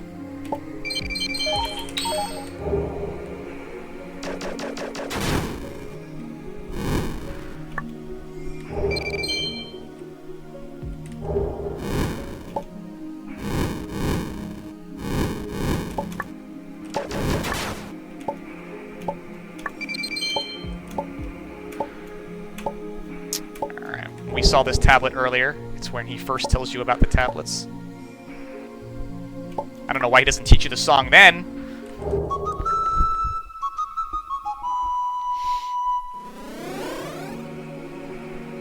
Alright, now we go to the final area. Well, the final path, I should say. Not quite the final area. So that is located in the fairgrounds, where we played the minigame.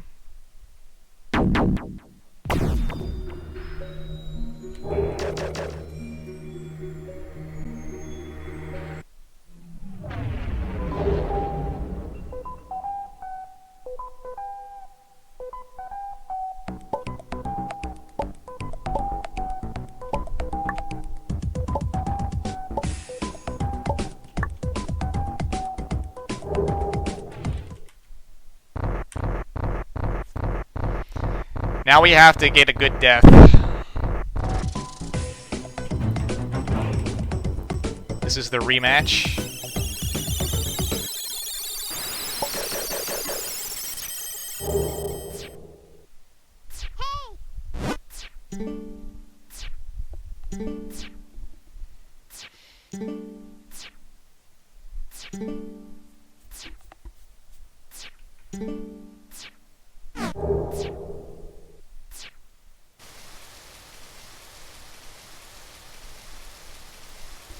So this is back where we started. The guy that was chasing us, the big bull thing, is here. He's worth a lot of XP. So we're gonna scum the XP when we kill him.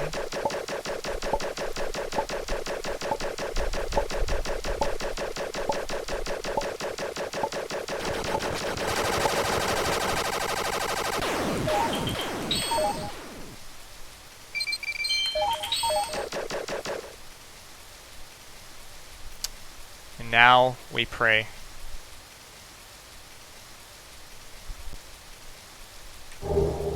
It's not really super hard, it's just a matter of how much of my time is he going to waste. Depending on what attack he does, he can waste a lot of my time. He's going to waste... Okay, maybe dying is better. I've often wondered if it's worth just dying to get the good attack.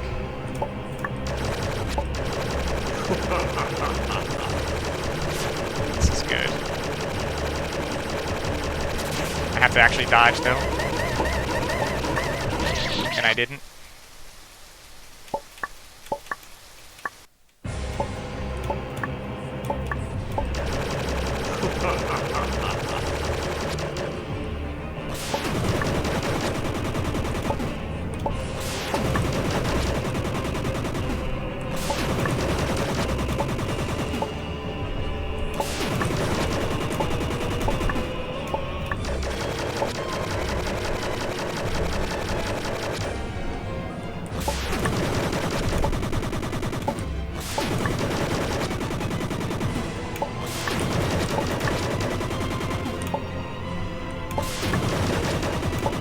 He almost got me there when he moved. Oh, crap.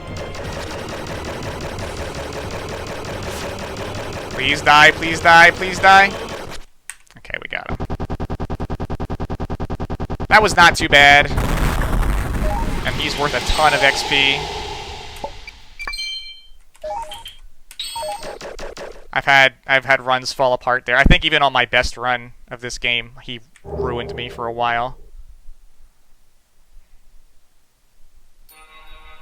So if you kill him in the intro, you can unlock this teleporter and just come to the castle at the end. But you can't beat the game right away because you still need some upgrades. The castle does require gravity flipping and vine jumping, so you still have to play the game and get those upgrades.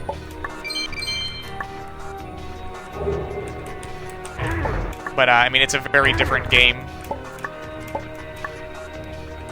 I'm sure you can watch Thunda's run of it. He has to spend a lot of time grinding to get strong enough to like be able to handle the final boss. I'm not really sure exactly the specifics of what he does. There are a lot of thwomps in his final castle.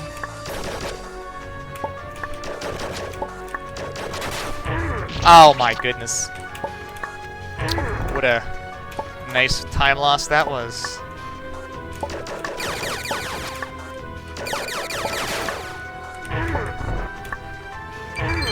These brain guys are the last XP giving monsters in the game. So whatever we have is what we're gonna have for leveling up for the end of the game.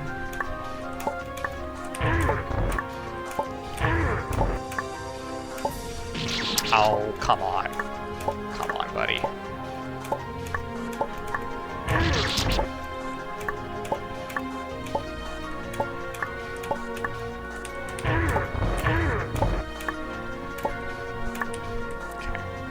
Now we have to unlock the portal to the final guy, which requires beating 6 or so rooms, each with a different gimmick. Since we're at the teleporter, we're going to level up now. This will be the last time we level up. No more ring switching. Could probably grab 2 more levels here. That should put us at about level 36, I hope. 36. Okay. These areas are very frustrating and difficult. I usually get very angry playing these. I always die in the same spots every time. Yep, I always die there. That's a given. It's not a costly death, but it just bothers me that I die on it once a run.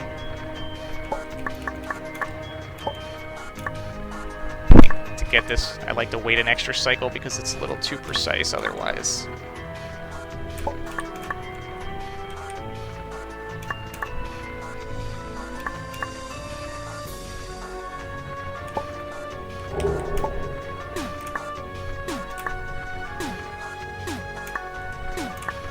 Ah, we made it.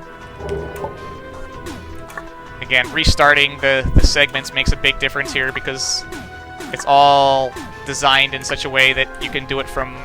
It's designed in such a way that you can, like, do it from a respawn, and everything will be, like, in a good position for you.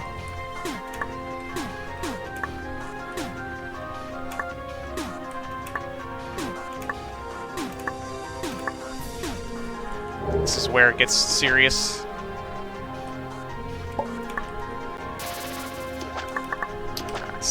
I don't know why I restarted. I should have just waited again.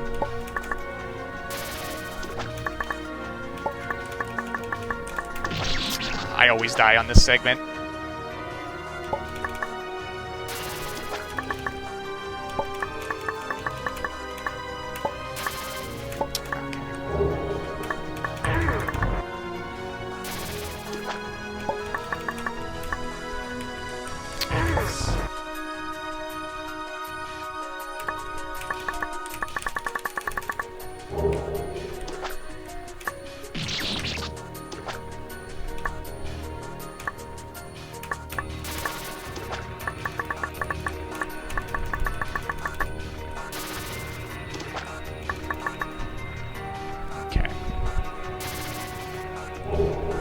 Let's not forget to hit the lever.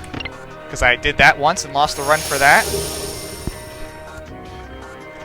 Apparently I played this when I was practicing, and I played the game all the way up to here on good pace, and I walked by the lever and I hit up and I didn't flip the switch. And then I left and saved, and I didn't realize it until it was over.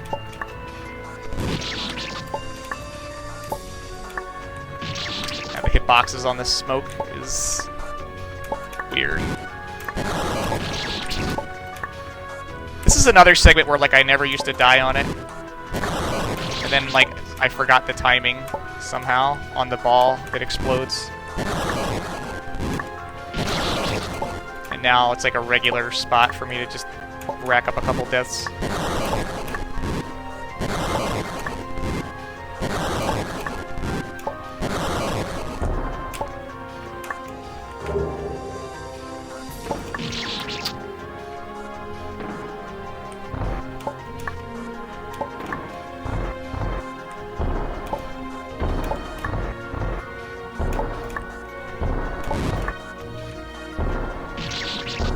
See the hitbox?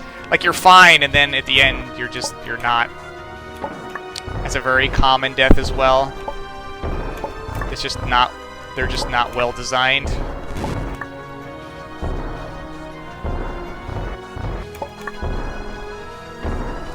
I was probably like 1 pixel off from where I was standing right there, and that made the difference between living and dying. I screwed that up.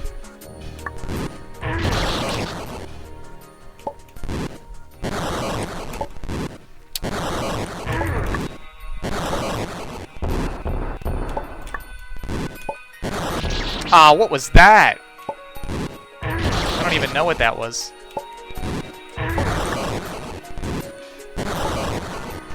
just making up new ways to die, because it's fun, I guess. Alright.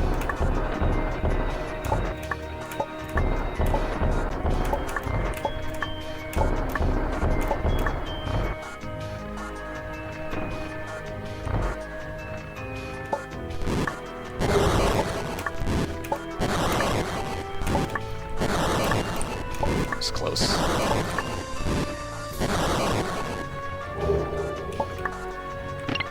Okay.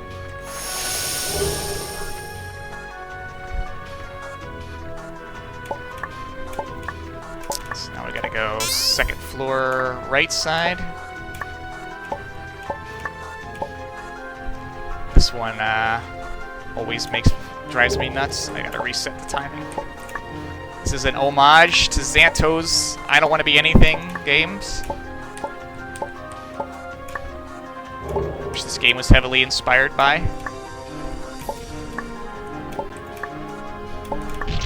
And I always die on this segment once, even though it's really easy.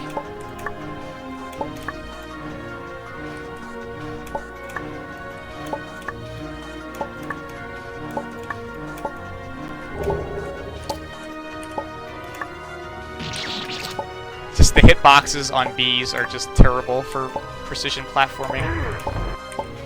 Never really cared for that. This is like super precise, this segment. A lot of the segments in this are like really hard.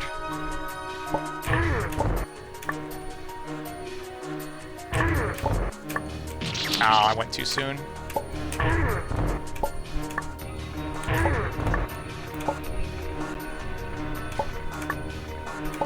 Oh god. Really? This trigger is very precise here. You gotta like get it and hook around it and land behind the bee.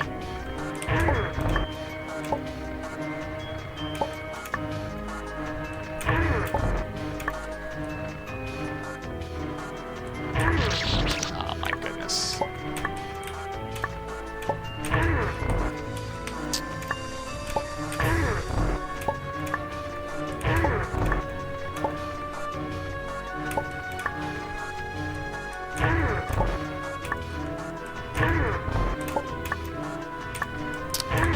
Or we could just not trigger the thwomp. That's cool too. You have to like trigger that thwomp and go before like the bee comes down. So the timing in this whole stage here is very, very unforgiving. That seems to be the theme in all of the stages in the castle. They're all very, like, timing sensitive.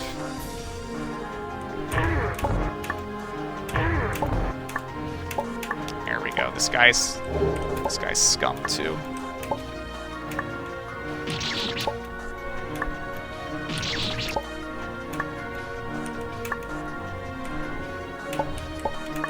I don't even know why I make it sometimes and sometimes I don't.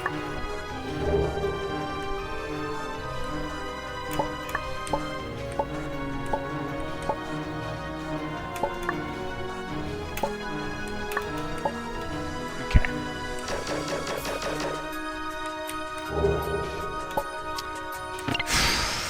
Alright.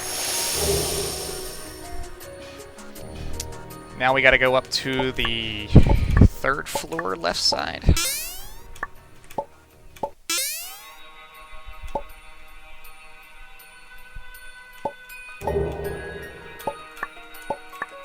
This is the spooky hallway.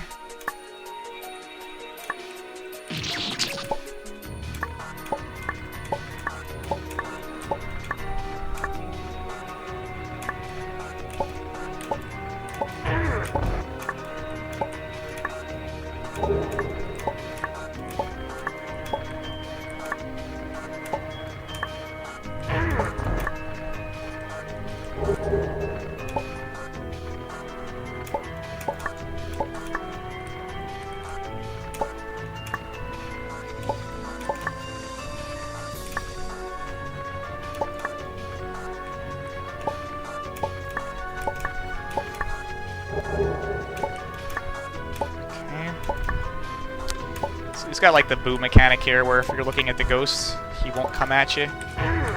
It's never really becomes too much of a problem though if you just keep your eye on him when you're falling.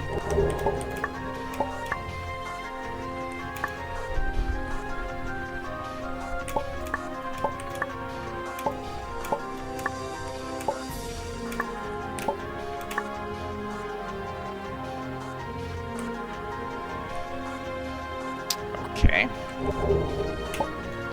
So now we have to do 3rd floor right side.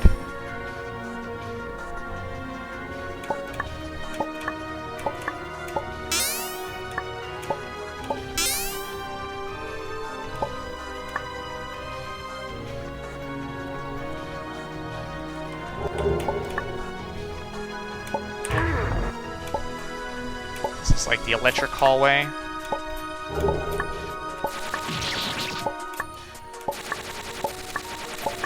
Brings this gimmick back one last time.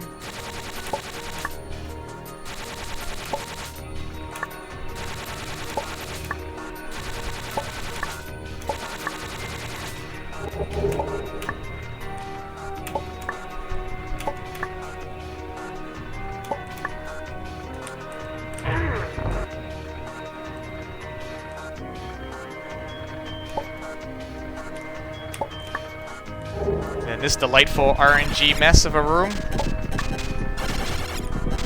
Speedrunner's worst nightmare. Oh god, I might be able to actually get out. Oh, that was a blessing. Sometimes you have to stay in there for a really long time.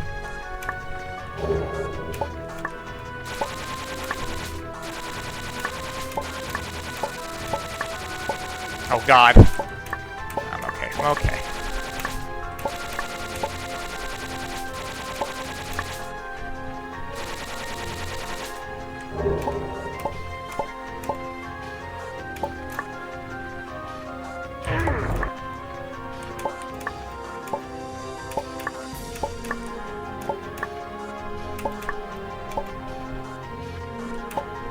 Okay.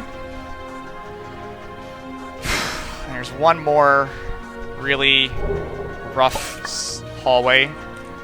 Pull the lever, don't. And this one is always a problem for me.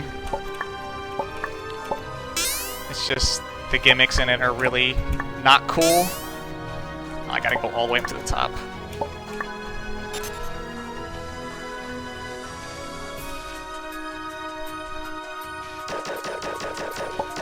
We're not forgetting the livers. Not this time.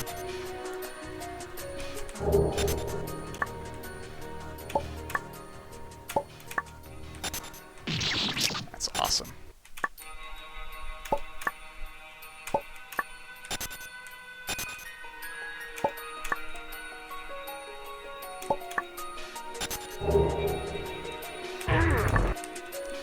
Oh, I just forgot.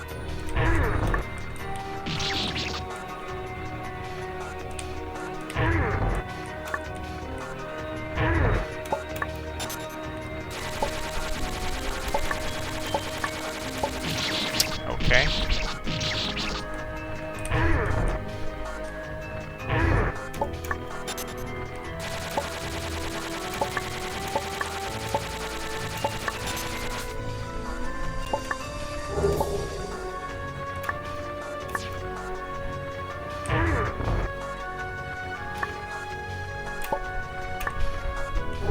This segment is terrible.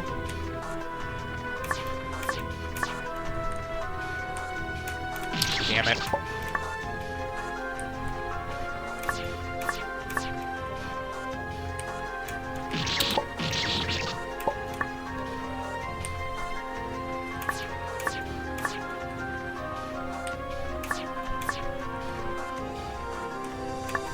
You have to run right up against this thing but not touch it. It's like super hard to do because you're in a hurry. And the window to do it is super small, but if you take like 1 pixel too far, you die. You have to go like right up to the edge and stop.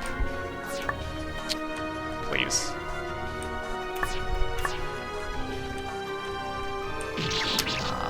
This segment.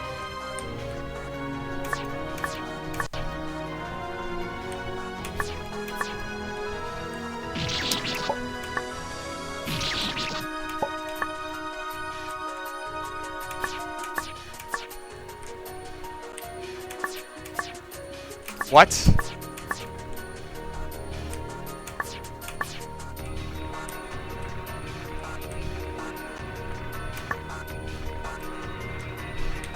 Oh my god.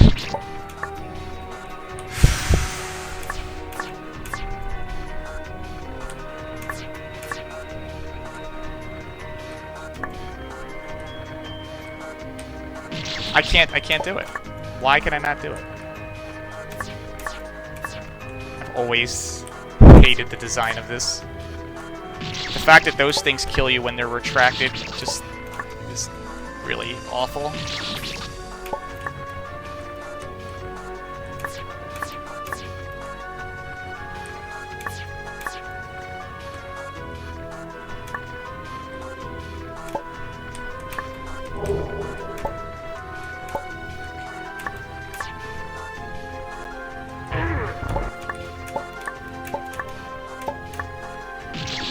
What? It wasn't even Okay. I thought it was retracted. Maybe I'm mistaken. I don't know. I thought the animation was done.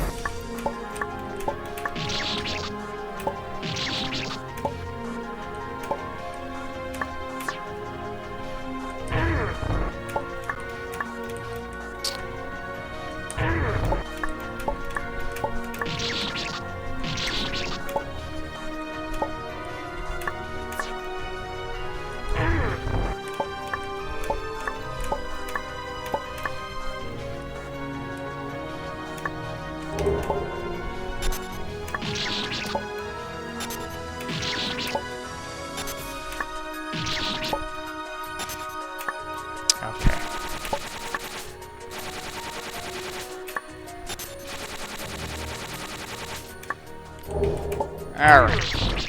I think the worst is over.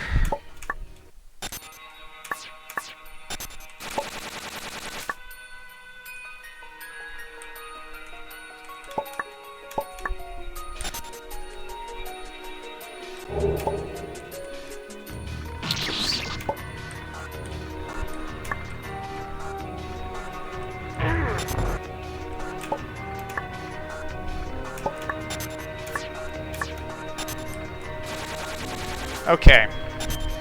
That should do it.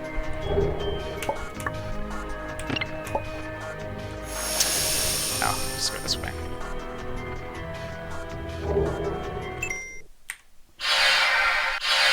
Alright, so we got one last little platforming segment, and then it's final bosses.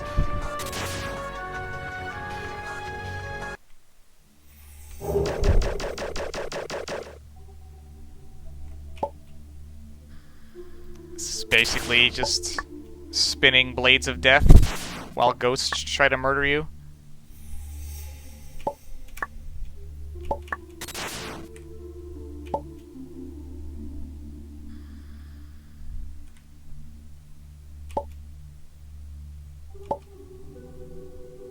Like to restart these because they are somewhat timed to the respawn, to where you can get kind of a favorable cycle.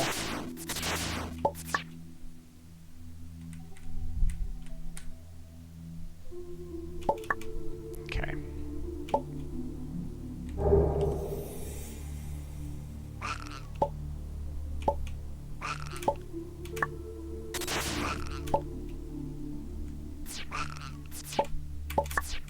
Ah, close. Very close.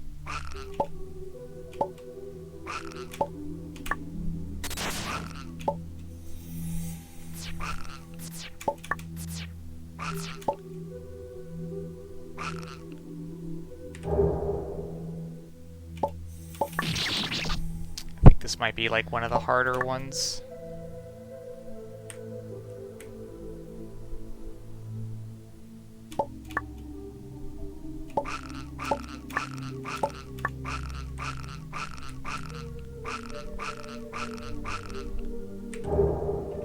Okay. Yeah, I always die here. 'Cause I always forget that they're there. My last run, which was like my PB, I died a lot on this segment. I think it was this segment. Yeah, it was this segment. Yep. Because I think I jump over these guys. Apparently I don't.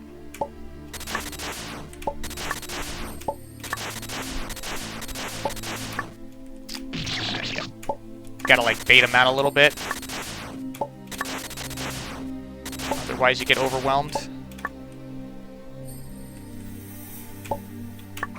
Ah, come on. Oops.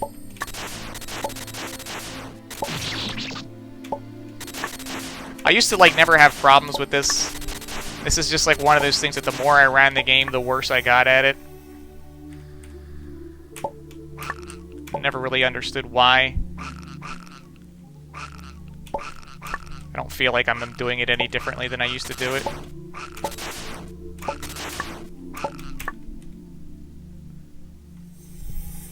Oh, it's this. This is the next segment, actually. This is the one.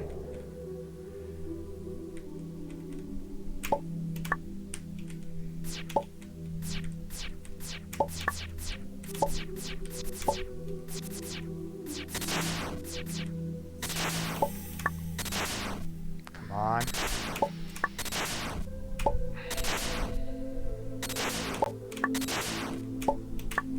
Okay. One last pinwheel of death. Alright, we're clear. Alright. Now we pray.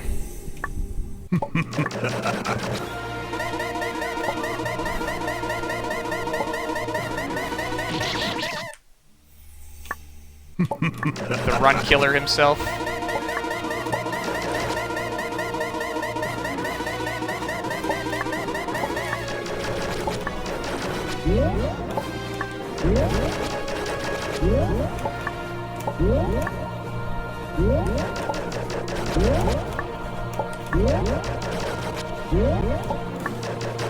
RNG spam.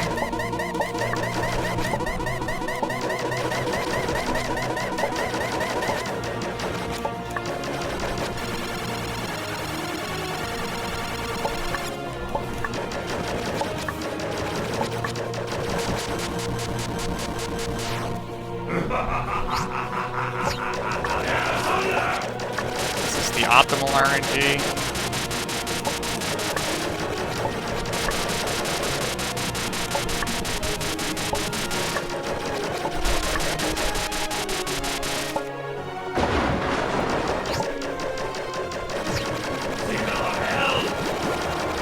More RNG, and we got screwed.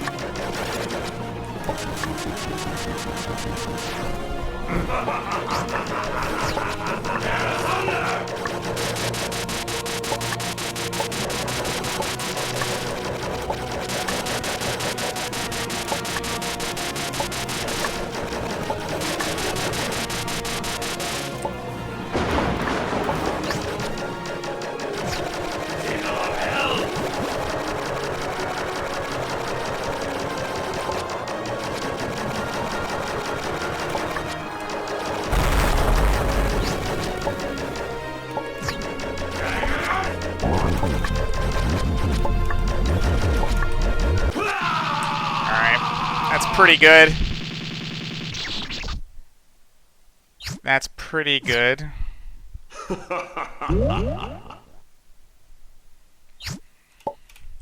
So final boss coming up. When he dies, it's time, obviously. Give me power!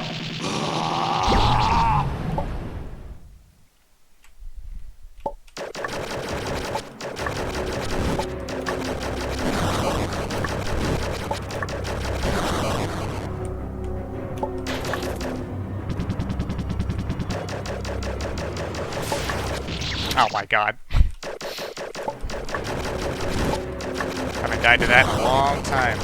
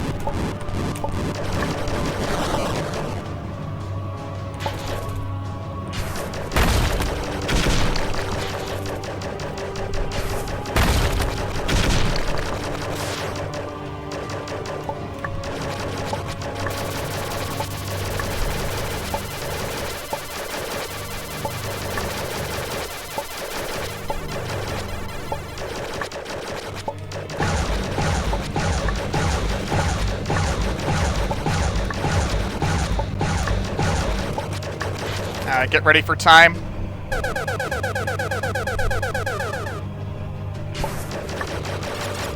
Time.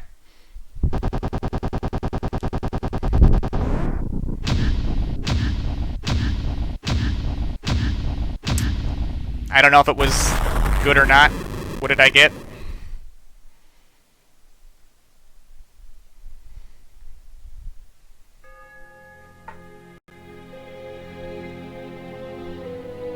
That's probably, I just missed it. That's a good time. It's not I don't think it's world record though. I think it's 226 something. Probably the eyeball guy in the beginning costed me the run. I mean, as far as a timer guys did.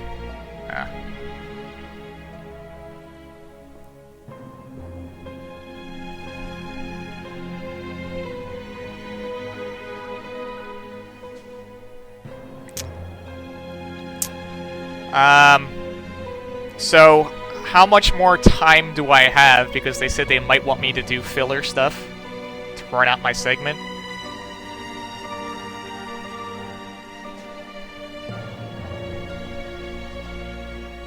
Or not, depending on how much time is remaining.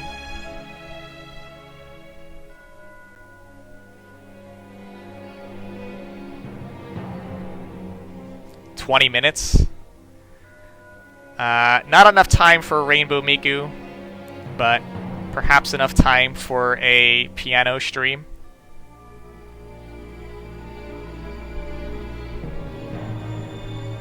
I'm gonna fast forward the credits a little bit.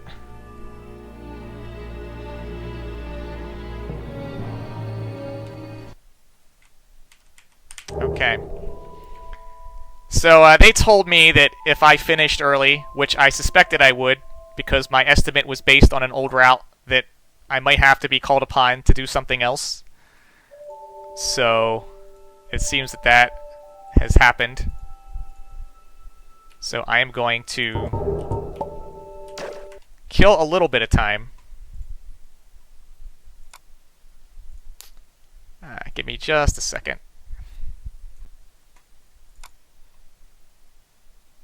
Since this game never would ever get submitted to a marathon, because consistency would be crazy, I figured, why not?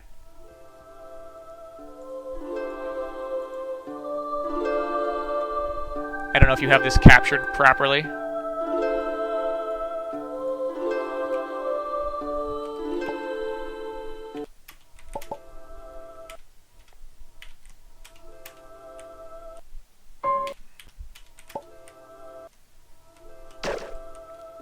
Is it properly captured on the channel?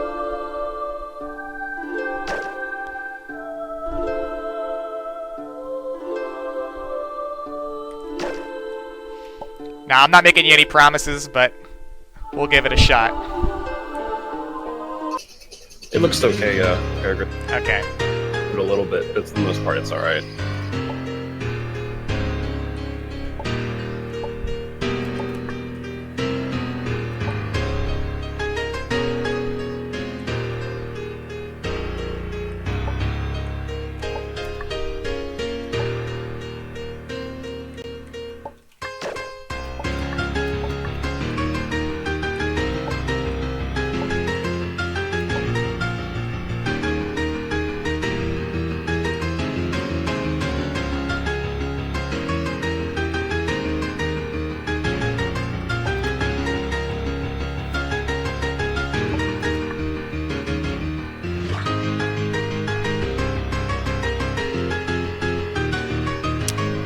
I am not controlling the capture.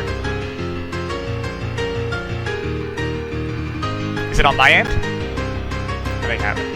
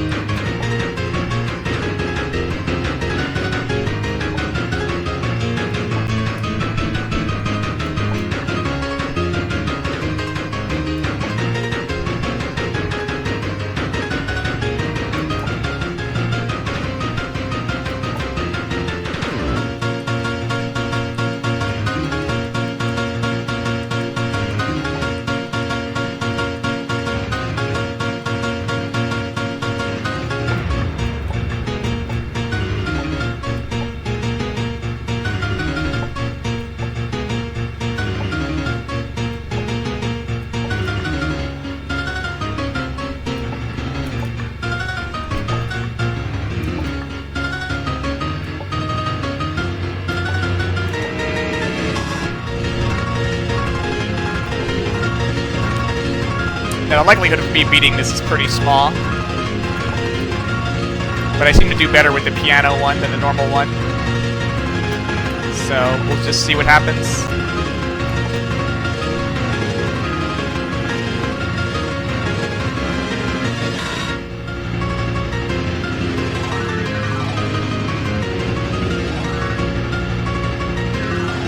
See how much of this I remember.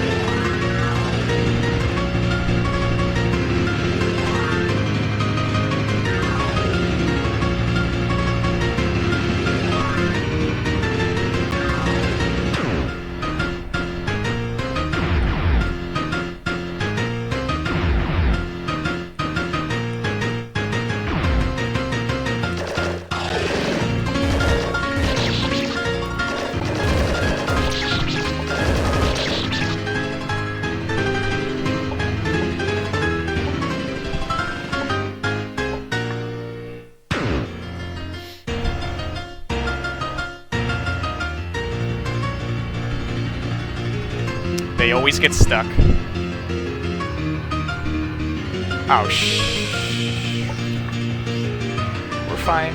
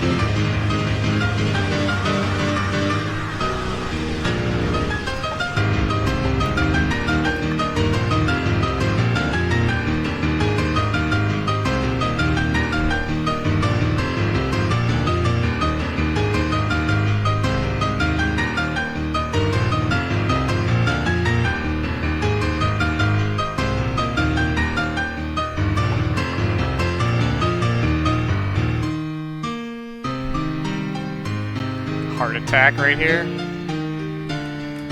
Ah, yeah. Alright, I tried.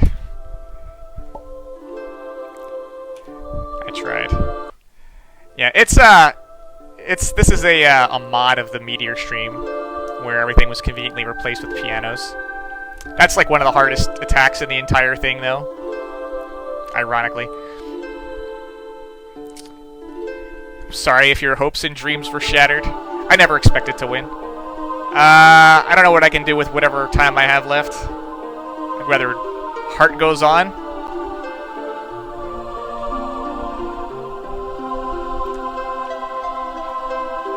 I don't know how much time I have.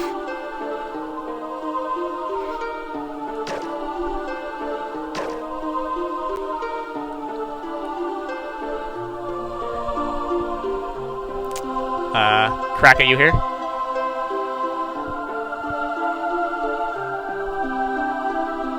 Eight minutes.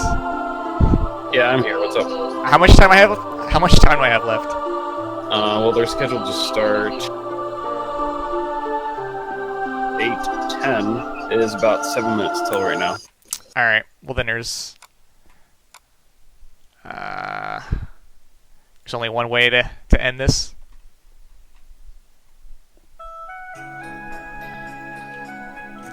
Wouldn't be a Fangame Marathon without it. Somebody's got to do it. I'll carry the burden.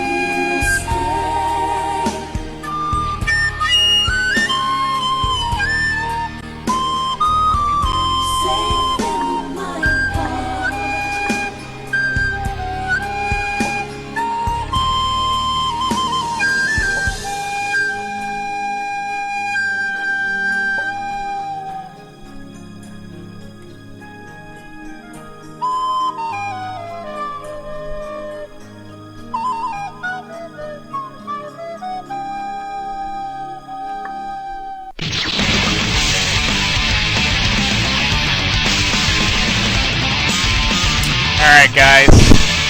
Thank you for watching. I'm out of here. I hope you enjoyed the runs. I hope you all feel like your lives have been enriched by this wonderful music. My friend Andres Tarrant is up next. Give him a juicy hola for my favorite Chilean Fangame player. The game he's going to be running, Hardy Jewel, is awesome. So thanks for watching.